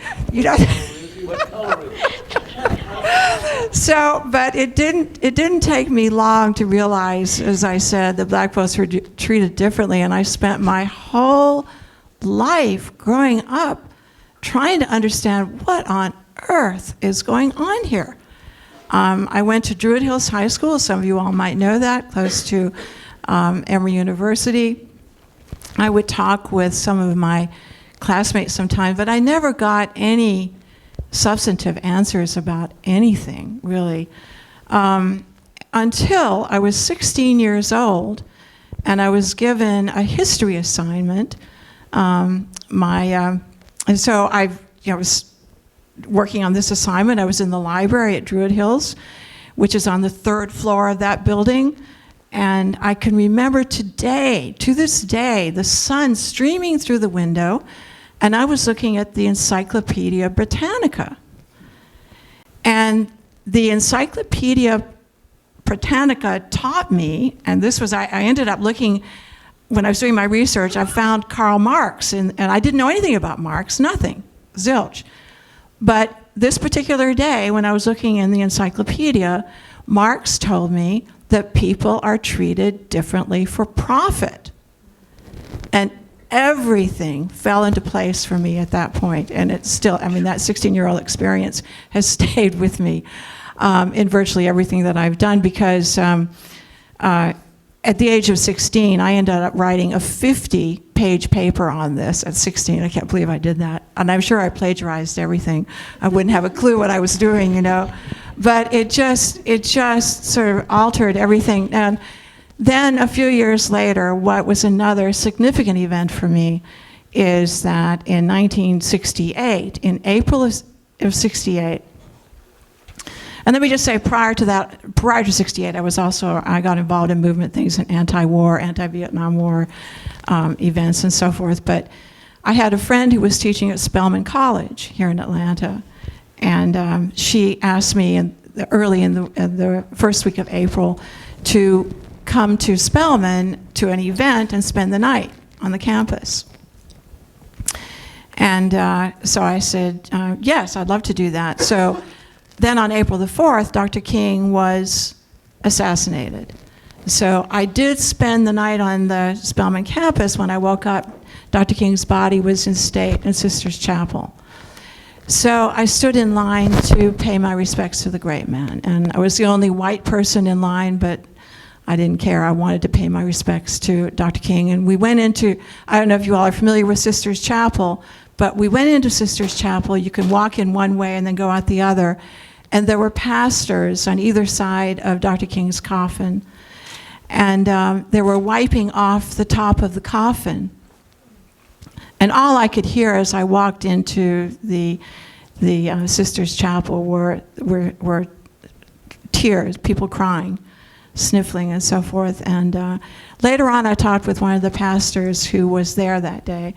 And I said, what were you all doing? And this is the metaphor that I have used consistently in articles and so forth. But he said, when people were walking by Dr. King, they were crying so much that their tears were cascading on his body.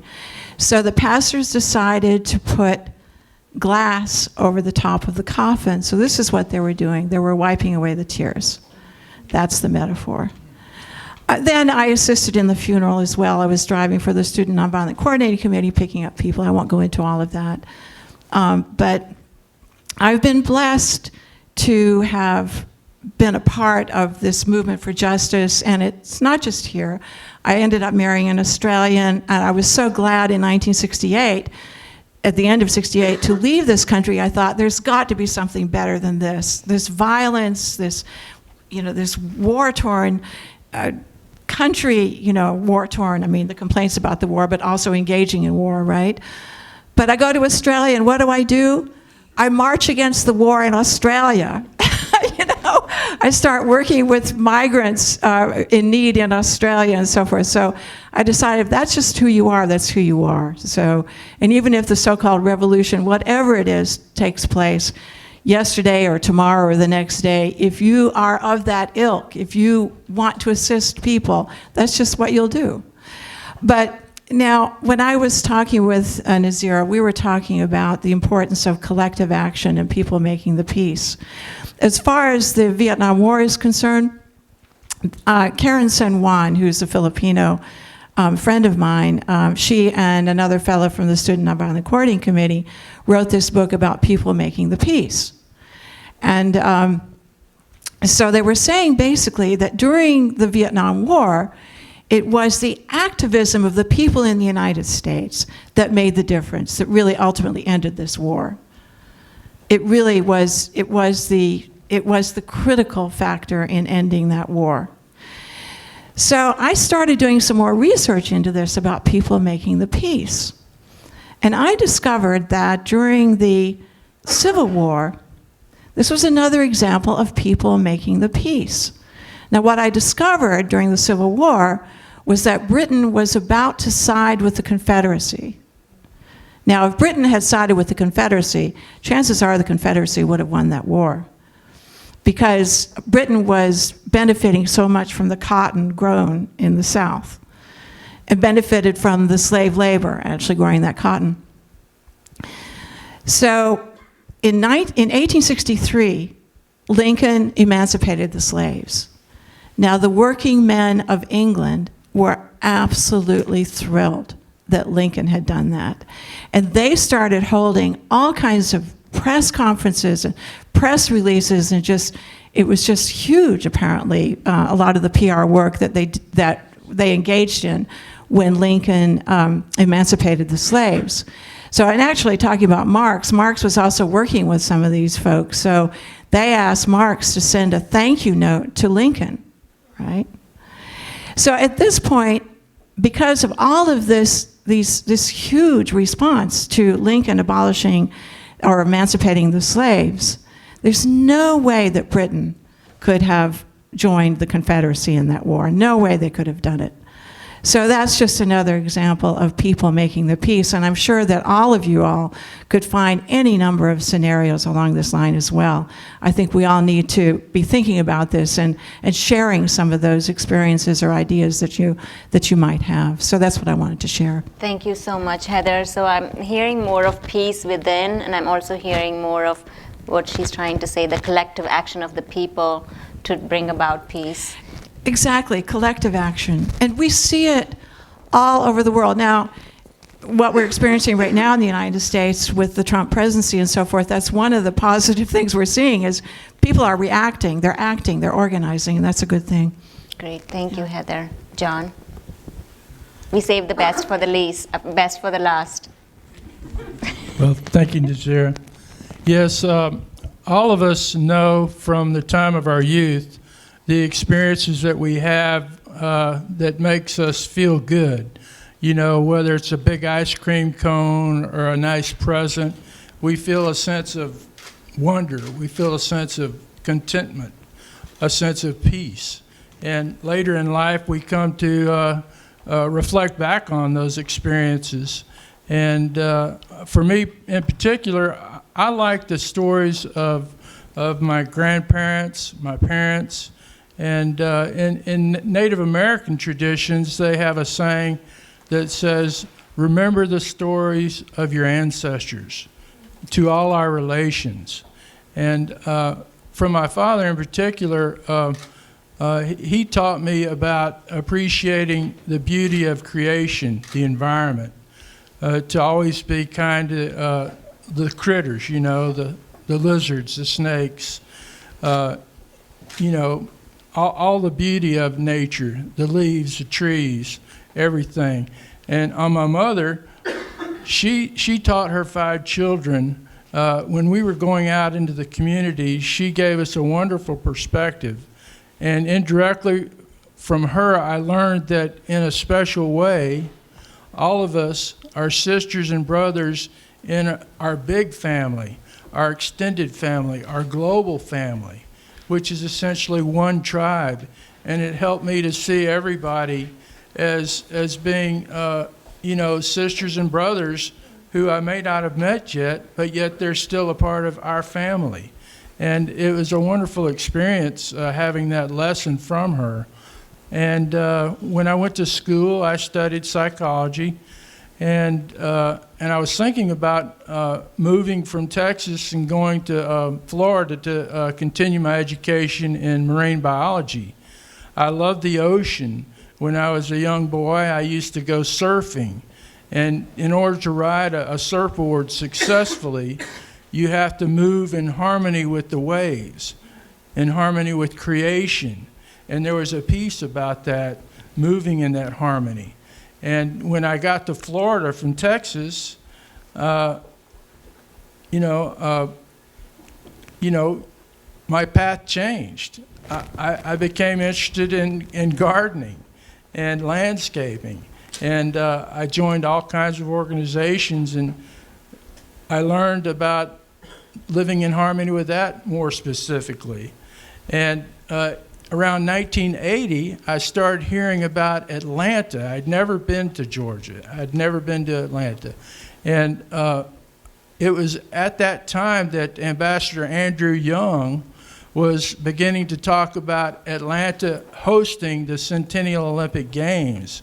And he was mentioning how Atlanta was an international city, a city with no geographic boundaries.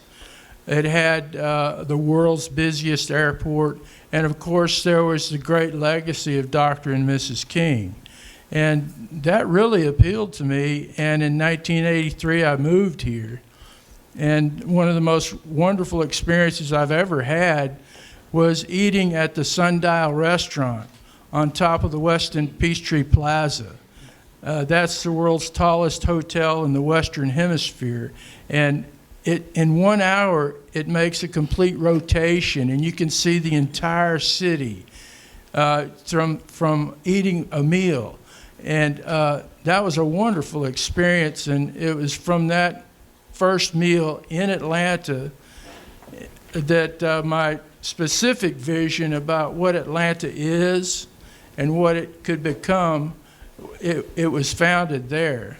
And later on, one thing led to another, and I participated in some social actions, learning about the great legacy of Dr. and Mrs. King.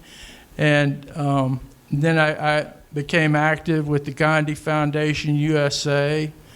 And on a trip to Washington, I actually got to go to the India consulate there and have my photograph made with the Gandhi sculpture there right in Washington, D.C. And that was on September 10th, 2001, the day before that horrible tragedy.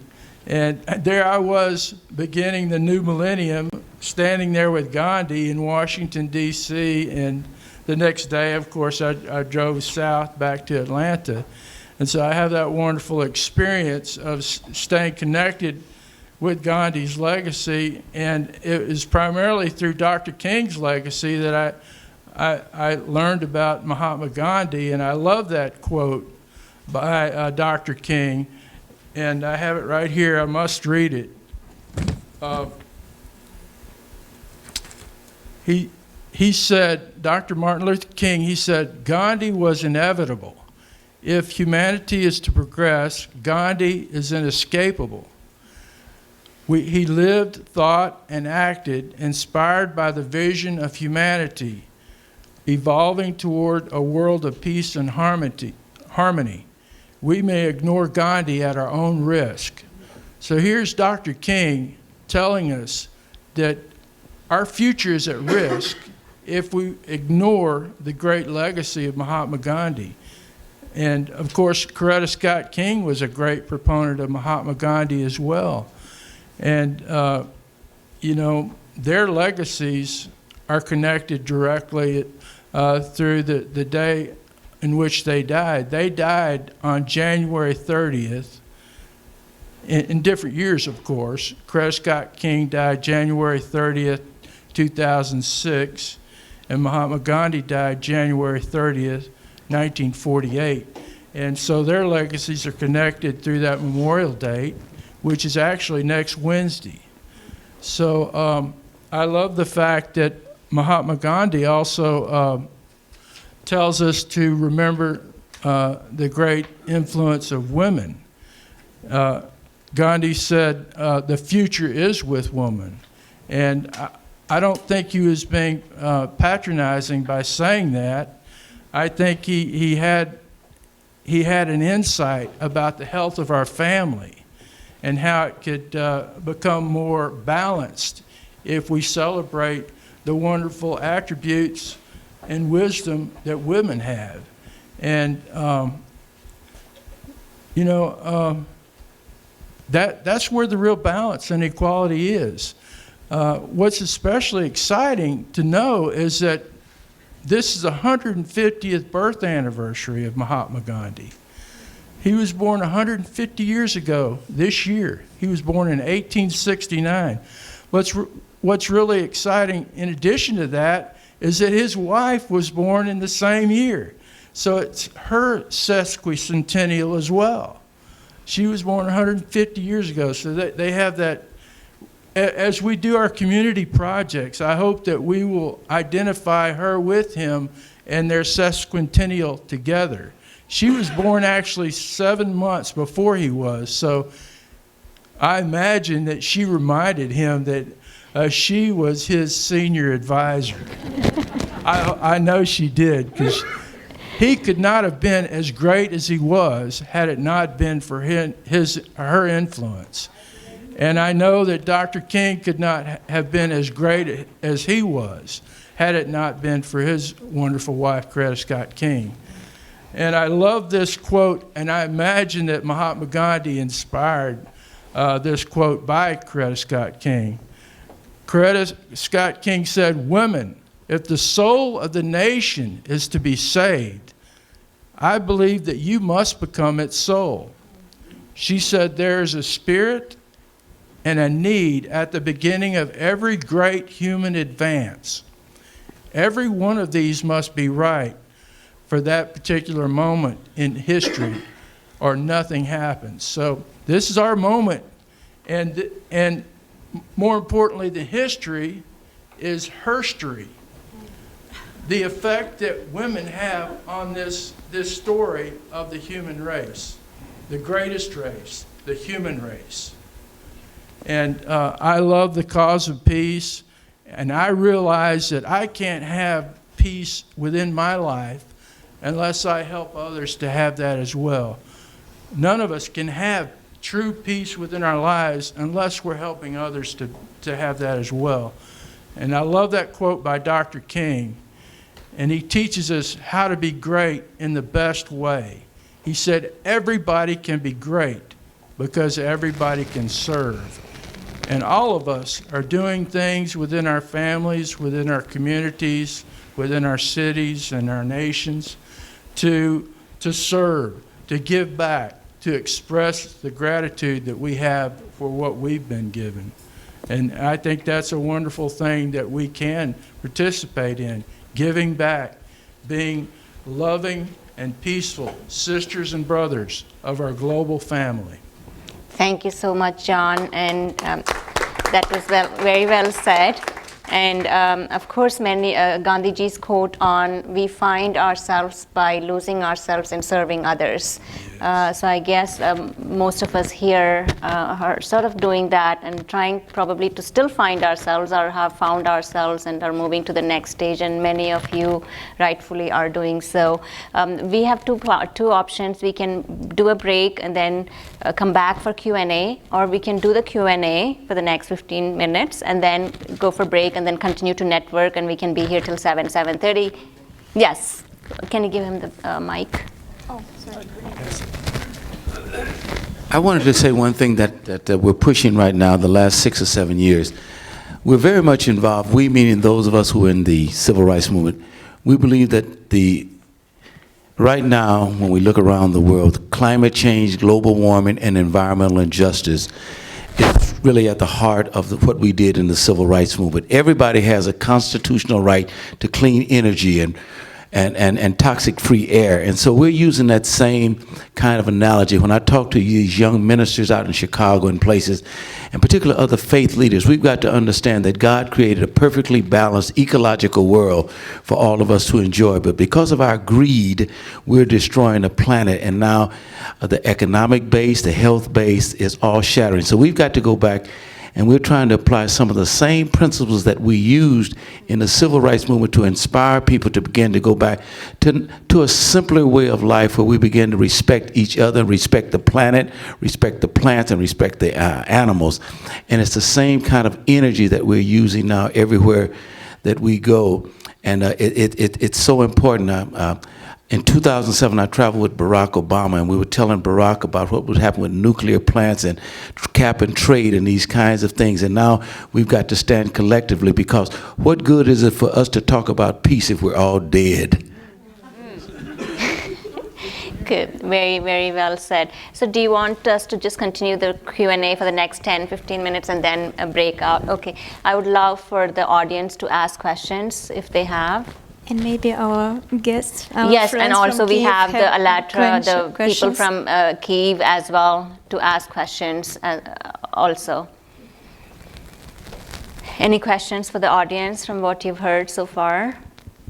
Tracy, you usually have one. I'm shy. I just want to make a statement. Sure. I just want to compliment you. I mean, just the group that you brought together. Yes. There's not one person. Thank you. I am one of your biggest fans, and you know that. Tracy. And I've supported you and have and will continue to forever. What you're doing is amazing. Thank you, And Tracy. what you're continuing to do is amazing. And bringing all of us together. I mean, I'm sitting at the edge of my chair. I don't know if any of you noticed. I'm taking notes. And I think a lot of takeaways were given here tonight. I mean, you know, we're talking about Martin Luther King. On my Facebook, I have the unveiling of the statue of Martin Luther King, and everyone's speaking, and I'm just like, gosh, I wish I have it right now. I wish I could show you what I've got, because we're celebrating not only India's Republic Day 70th anniversary, but also the birthday and the memory of Dr. Martin Luther King Jr. And so to me, we're all here gathered together celebrating lots of things. I mean, we're celebrating life, we're celebrating differences, as you mentioned. We're trying to find out who we are. I will tell you, my father and my mother will tell you right now that I still don't know who I am, what I want to do, because I'm changing. You guys have changed me already. All of you here have already made me look at life differently. And if I can, like you said, Ms. Geeta, if I can love myself, I will love others. And I think it's a collective action. I think somebody mentioned the word collective action earlier. So we need to all collectively, not individually, we need to come together and fight the fight. And I'm really excited that we're all here. I'm sorry that we were late. I didn't catch the very, very beginning. But the panelists are amazing, as always, and as always are you. Thank you. Thank you, Tracy. Thank you, panelists. Let's ask any question from Kyiv, Ukraine. Does anyone have a question for the panelists? Oh, they're Anya, on do you mute. have questions? They're on mute. No, they need to unmute themselves. Oh, they need to unmute themselves. Okay, so while we are letting them unmute themselves, if there are no questions from the panel, go ahead. Go ahead. Here, let me give this to you. Thank you. Yes, I would like to not take anything from Dr. King, but if we look at the history of the movement, there's a book that I recommend that each of you read. It's At the Dark End of the Street, and it's about the movement and who ran the movement. Okay, it wasn't the men. The men were pretty much catapulted to the leadership position, but it was people like, and again, not taking anything from Sister Rosa Parks, but Fannie Lou Hamer.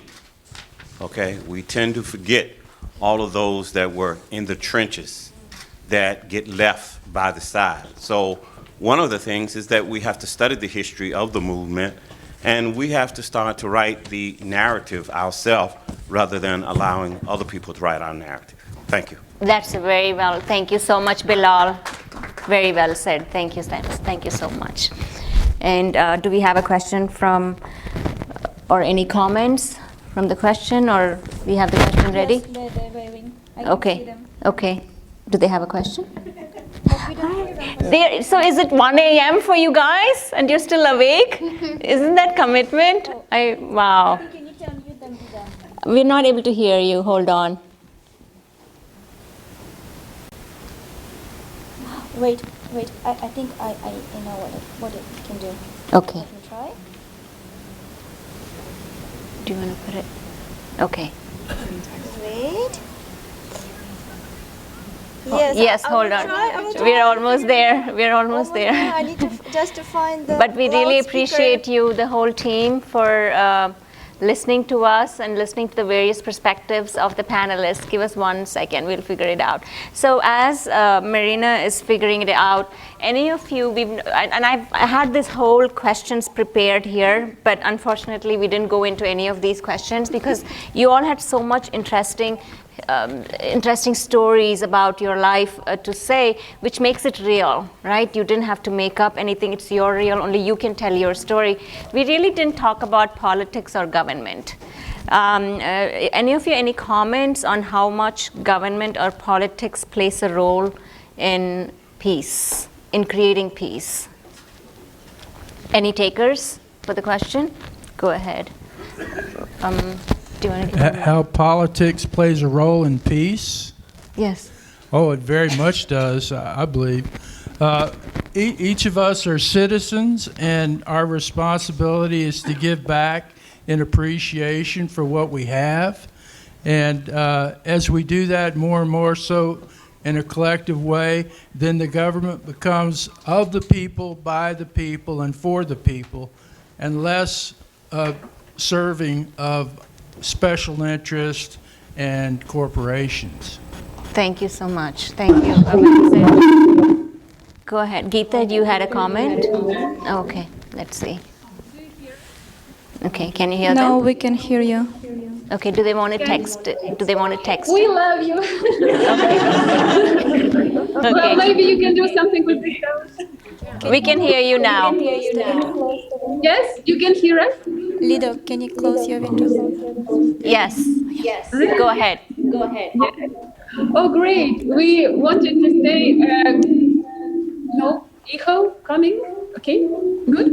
We wanted to say, express our gratitude for this wonderful meeting, because each of the panelists was a great experience and learning from you, learning your stories about how important moral and spiritual values are, of how important it is to, bring and nurture this inner spiritual nature inside yourself. And we have a question also to each of the panelists.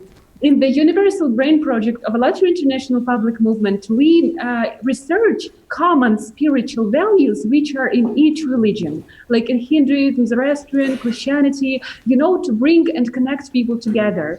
And in all religions, there is this notion that human is, first of all, spirit. We can read it in Quran, we read it in Bible, in Avesta, we read it in Tripitaka, everywhere.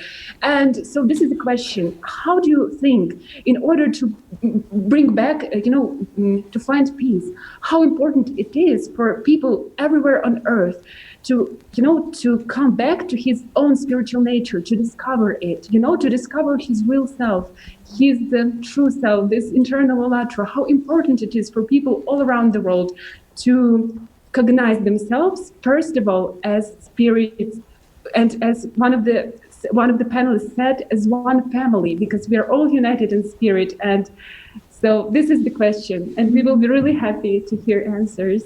Thank you. So as I understand, the question is, in order to spread peace globally, how important is each of us to discover ourselves? Did I get that right? Okay. So anyone wants to answer that? Geeta, go ahead. I would like to share a few things that Dada J.P. Vaswani gives us tools so that we all can practice. We are all humanity. He says creation is one family. So that includes the animals and the plants and the human beings. In order for us to grow in peace, first of all, we have to realize it's one family. Second is, there will be differences, but we do it amicably. And the third is, little by little, as you discover yourself, you work on yourself first. Instead of fighting for the peace, you stand for the peace. There's a difference. Mother Teresa said, if you will walk for peace, I will join you. But if you're fighting for peace, I will not join you. And another thing that helps is forgiveness. As we keep on forgiving ourselves and others, then we find ourselves in more with our peace with ourselves. Once Dada was asked in Africa that you are so knowledgeable, you're so religious, you're spiritually evolved, why do you come to world conferences for religion? Dada said, to find friends. If one is friend to another, then there will be no wars. It's such a simple, it looks like such a simple answer, but once we realize that we are friends, then there will be no war. So then slowly, each one of us, as we work on the circle of influence instead of the circle of concern, then we will impact each other. Very nice. Thank you, Geeta. Anyone else had a response? Go ahead, Ronnie. Well, to me, in my experience, coming from a country coming from a country with dictator, run the country for over 70 years in Haiti, and come to America and see the foundation of legacy, the foundation of democracy, the foundation of freedom of speech. And then here I'm leading a company that bringing colors as a tool to bring peace, to bring love, to bring happiness, to end the sanitation solutions in places where people are living in very bad conditions. And I believe transformative social change began with women. If you look at all of us here, whether we are gay, we are lesbian, we are women, we are men, we are young, we are children, we all have a mother. And the peace, the freedom, the transformative social change should start with women. And for million years, or 1,000 years, we see men have been in charge. And most of those men have a mother. Most of those men have a wife, and some of them have a daughter. But before they make any decision, like John said, like Martin Luther King did, like Gandhi did, they consult their wife, because women always have the God judgment. And now, in order for female to level up, there are more female PhDs in the world, in the United States, than male. But 90% of all big positions, executive positions, presidents, CEOs, are male. What is the problem? Why female cannot be CEOs? Why they cannot be in charge of big companies? Why we cannot bring resources to improve women and where they can level up and build big companies like any Amazon or Walmart and all those big companies.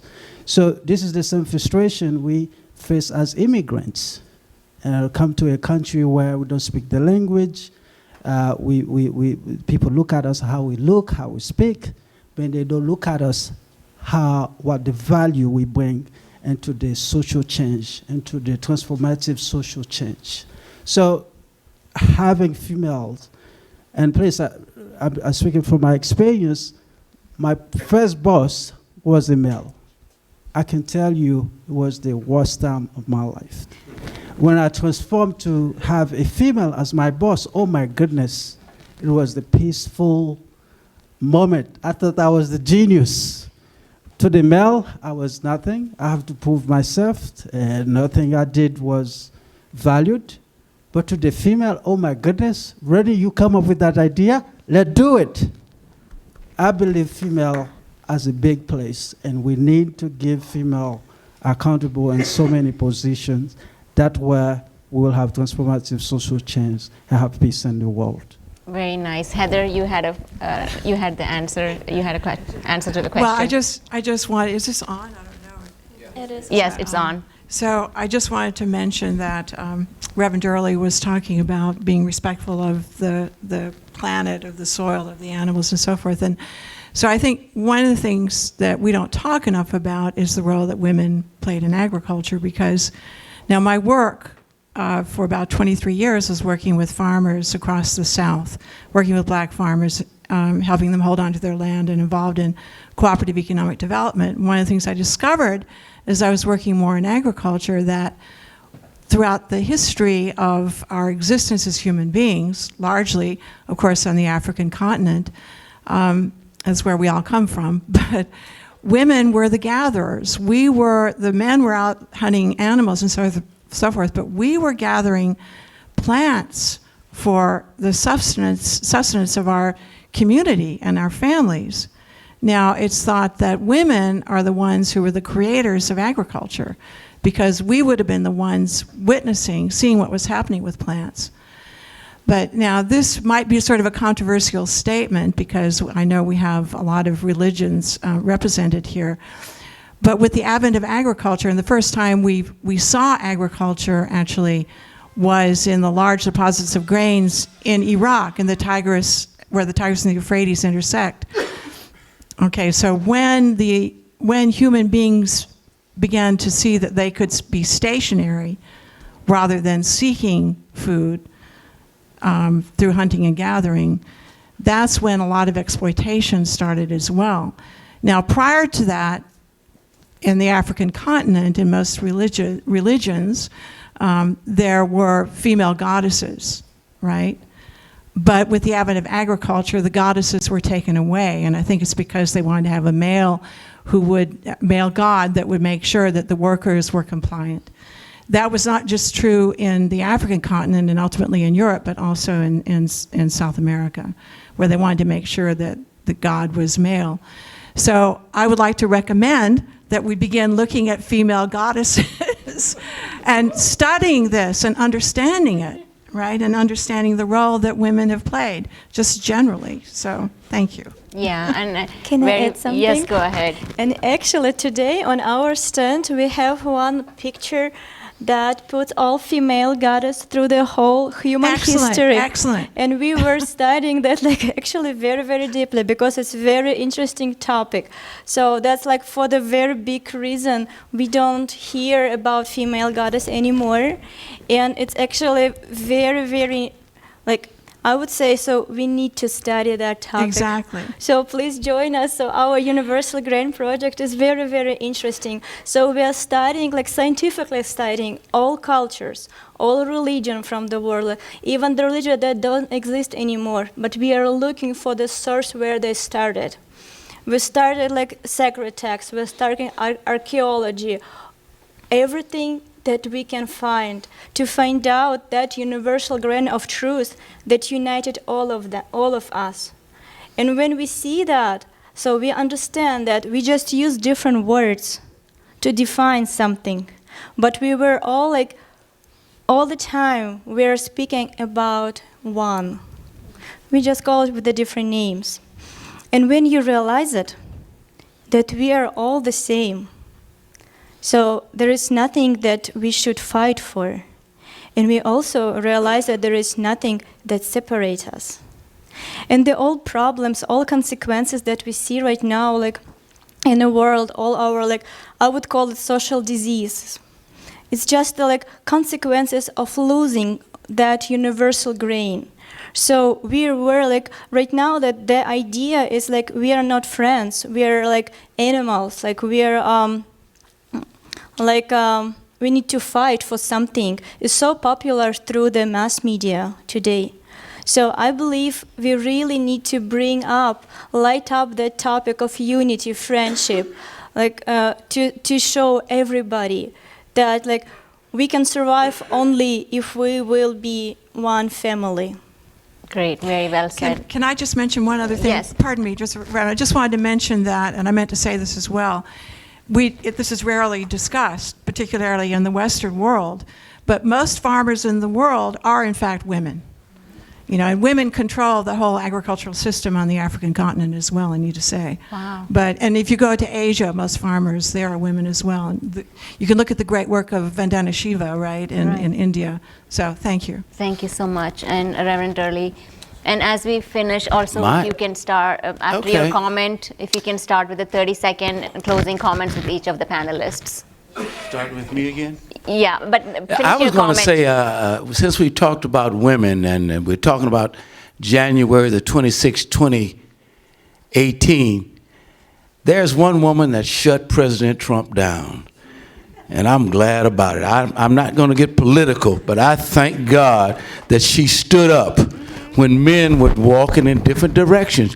She stood her ground about what she wanted to do, and she brought it around. It took a woman. A lot of the men were hiding out or playing politics, but a woman stood there, and I just applaud that effort. That's what I see. I like practical action steps.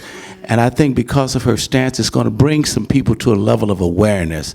And we only grow when we get to a level of awareness and change our thoughts, because our thoughts become our words, and our words become our behavior, and our behavior becomes our values, and our values become our destiny. And she started on a destiny by standing up and bringing others around, regardless of the political party. She has done that. A parting word, thank everybody for coming. It's been a good evening. It's been a good time. And I don't think we should take anything for granted. It's been a long day and tomorrow's going to be another long day. But you know what? The journey starts with short steps. The journey begins with one step. And I think all of you to stay here tonight, I tell time two ways. Chronos, which means there are 60 seconds in a minute, so many minutes in an hour. We said we would meet here at 4 o'clock chronologically, but this has not been a chronological meeting. There's another way to tell time, kairos, K-A-I-R-O-S in the Greek. That means there are no minutes, no hours, no times. It is divinely inspired by a deity that's greater than any of us. God inspired this kairos moment. And in a kairos moment, we cannot become chronologically addicted because God has been with us. Thank you. Thank you so much. Closing 30-second comments, yes. Again, it's gratitude, and may peace grow in all of us. It's a single prayer. And I'm grateful to my friends who have come here to support me and to be part of this great event. And as we grow forward, I hope we will continue on this peace march, and this journey will become a pilgrimage. Thank you. Very well said, Geeta. Thank you. Yes, I would really, it's been an incredible honor to be here tonight and to be invited to be a part of this, because I have learned so much, and what I'm able to take away from this will only enhance the work that we're trying to do throughout not only the rural communities here, but also the work that we're doing overseas. So just thank you for what you've done tonight and what you've brought together, and for allowing me to be a part of this. Thank you, Alicia. First of all, I would like to thank you for Nazira and for everybody for your actually great action that you are doing. So I'm very inspired of all your stories. Thank you so much for your good words, and thank you so much for your great thoughts. So I'm like really happy to be here, and I would like to say something, just like human is a like very interesting creation. So it borns like an animal, but has a potential to grow as a like really spiritual being. And I really would like that we will all understand our purpose, why we were born, and what we need to do to become that being. So thank you so much. Thank you for all of you. I'm very happy. Thank you, Nazira. And thank you, Marina, for allowing us to. They're already clapping over there for you. Go ahead. Oh. Yes. Thank you also for having me, Nazira, and people who are working this event. The food was delicious, the chai was delicious, the images are delicious, and all the things. I just wanted to say, as my parting words, for everyone, as we talk about sort of women taking up leadership, to really think critically about the need to not only move out of the way for women to lead, but I think it's an and of really shifting what male culture is like. I think sometimes it's even easier, I can speak as a white person working with black women primarily, that sometimes it's easier to say, oh, well, you lead and then you work. I know you can handle it, but that's not the rest. Actually just continuing racism and white supremacy, just to say, well, it's easier for someone else to lead than for me to change the culture that I'm in. And so I think it's really important that we change the cultures that we're in collectively, but also individually with ourselves, because it really takes all of us. It's not just women that's going to lead us out of this, right? And my other thing is, as we talk more about women, leaders, and especially around peace, is to consider the need for gender liberation. Like, how we've so deeply internalized sexism as a culture, just like we have racism and classism and casteness, is really because there are so many people who don't fall into a binary of male or female. You've got trans folks and gender non-binary and gender queer and so many different ways of identifying as gender. And a lot of times folks are being left out of conversations because there's not a gender liberation ideology. That it's just sort of really based in a binary still. And so that's another way to really liberate ourselves and our culture, is to break out of a binary, because there's binaries everywhere, black, white, there's so many binaries. And just to live outside of that binary system, and to always try to be inclusive and learn as much as you can about non-traditional gender identity and the brilliance and the creativity that having everyone's voice at the table, including cisgender heterosexual males, at the table. So it's important that all voices are here, and the trees. Okay, thanks. Thank you so much, Becky. Appreciate you. Thank you. Well, I would like to thank Nazira. Thank you for your great leadership, for your team. You have an incredible team of people. I enjoyed the tea. It was fantastic. And also to be able to sit on a panel with Dr. Dole. Oh my goodness. How much money I should have paid to see you speaking. Now I'm sitting next to you. It's an incredible experience. Thank you for the knowledge all of you share with me today. John has been a good friend for a very long time. But I will leave you with one quote by Martin Luther King Jr. You already know. It said, "The time is always right to do what is right." And this is what you've been accomplished today, Nazira. But I also want to say that knowing colors is important. And if Gandhi can use salt that you put in your food to motivate 60,000 people to liberate the Indians from the British Empire, and Martin Luther King used a boycott strategy to bring freedom and civil rights movements. And I'm sitting here as a Haitian who come here in this country using color to really bring peace and love and passion. I think we all can embrace that because everyone loves colors. Thank you. Thank you, Ronnie. My word is gratitude. Gratitude to you, Nazira, for inviting me. Gratitude for each one of you all on this stage. I learned something, at least, from each and every one. Gratitude for all the people who came out here to listen to us and having this conversation. My challenge to myself and to everybody here is to take one takeaway. Either somebody said or you kind of processed, and act on it to bring peace, either to yourself, to your families, to the communities, and to the world. We are capable of doing that. So that's my challenge to all of us in here. Thank you. Thank you. Thanks. Yes, Nazira, I want to thank you so much as well for inviting me, and I just so enjoyed hearing everyone's comments, and I learned a lot as well. So I don't know where else to go with this except to say that I have also been quite involved with movements on the African continent, and so I need to end by saying, as they say in Southern Africa, a luta continua, the struggle continues, right? And that means not just the struggle, but we continue to struggle to learn and to work in the movement and to work for justice. So that's my final comment. Thank you. John. Isn't Nazira a wonderful sister in our global family? Thank you.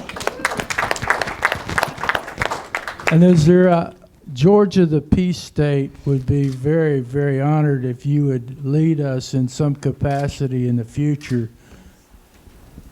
We all lead. We all lead. We all lead Yes, together, we do. John. Yes. We do.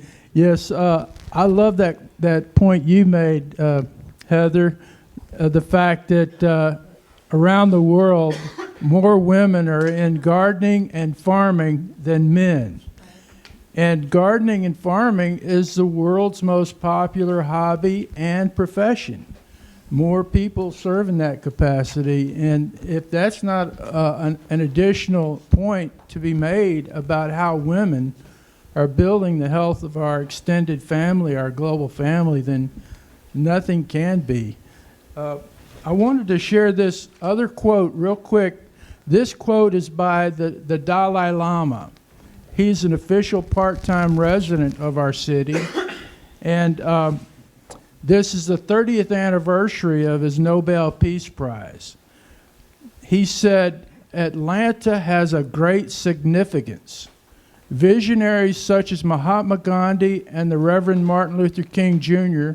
have shown us that successful changes can be brought about nonviolently. I believe that at the basic human level, most of us wish to be peaceful." Now, the Dalai Lama is one of several Nobel Peace Prize laureates that are official part-time residents of our great city. And we have that capacity to become a beacon of peace to the world, primarily because of Dr. King, President Carter, our Nobel Peace Prize winners, and also other Nobel Peace Prize winners that connect with our city. And to close out, I wanted to share this other quote by the Dalai Lama that refers to the importance of celebrating the women in our lives. The Dalai Lama said, "To promote greater compassion in human society, we need to pay special attention to the role of women. My first teacher of love and compassion was my own mother, who provided me with maximum love." And that's the beginning of all of our peace stories, the ways that we're cared for when we're brought into this world. And I celebrate the ancestors of each of us. And we are here today because of everybody that cared for us in special ways, particularly the mothers in our lives, the grandmothers, the great-grandmothers. I celebrate having you as sisters and brothers in our global family, and it's so good to meet y'all today. Thank and you. Nazira, thank you so much for bringing us together. Thank you so much. So let's give it up for all the panelists and for our audience here and for our audience in Kyiv, Ukraine. One day I'm planning to visit. Looks like such a great place to be. And Dear Nazira, can we take a look? Yes, definitely. So much. We would like again to thank everyone for this. I think she's inviting all of us to Kyiv. Okay. Yes, we're inviting everyone to Kyiv, and we really feel right now that we are all friends and one family, and that the main power of women is love. That's why we wish everyone to feel love, and we are thankful for this feeling today to you, Nazira, and for everyone. Thank you, and you all should get a good night's sleep tonight. It's too late. So, of course, we end with love. Our next session for February is on Feb 23rd. It's on communications between parents of yesterday and children of tomorrow, and such topics need to continue, because from our perspectives, what are children taking and what are they going to, how are they implementing the perspectives and the perceptions? They are the future. So how are we conveying our messages, and are they misinterpreting or understanding what we're trying to say? And for March, the session is on how to be an entrepreneur. Do you have what it takes? And it's at the Atlanta Tech Village on March, I believe it's March 28th. So we would like, and again, it's free of cost for all participants. This is again to increase humanitarian efforts in building bridges across cultures, languages, and religions, and much more. What I've learned today is more than what all of you have learned. So thank you again. I don't hate anybody, but whatever negative thoughts I've had in me the last 2.5 hours, there was nothing. There was only peace flowing in me as a part of a human being. And I think we need to continue such dialogues in the parties that you have at home. And instead of talking of the differences or the indifferences, let's talk about the common goal, the common thread that unites us, our breath, our human being, a humane in a human society. So thank you again for your being here, for taking the time.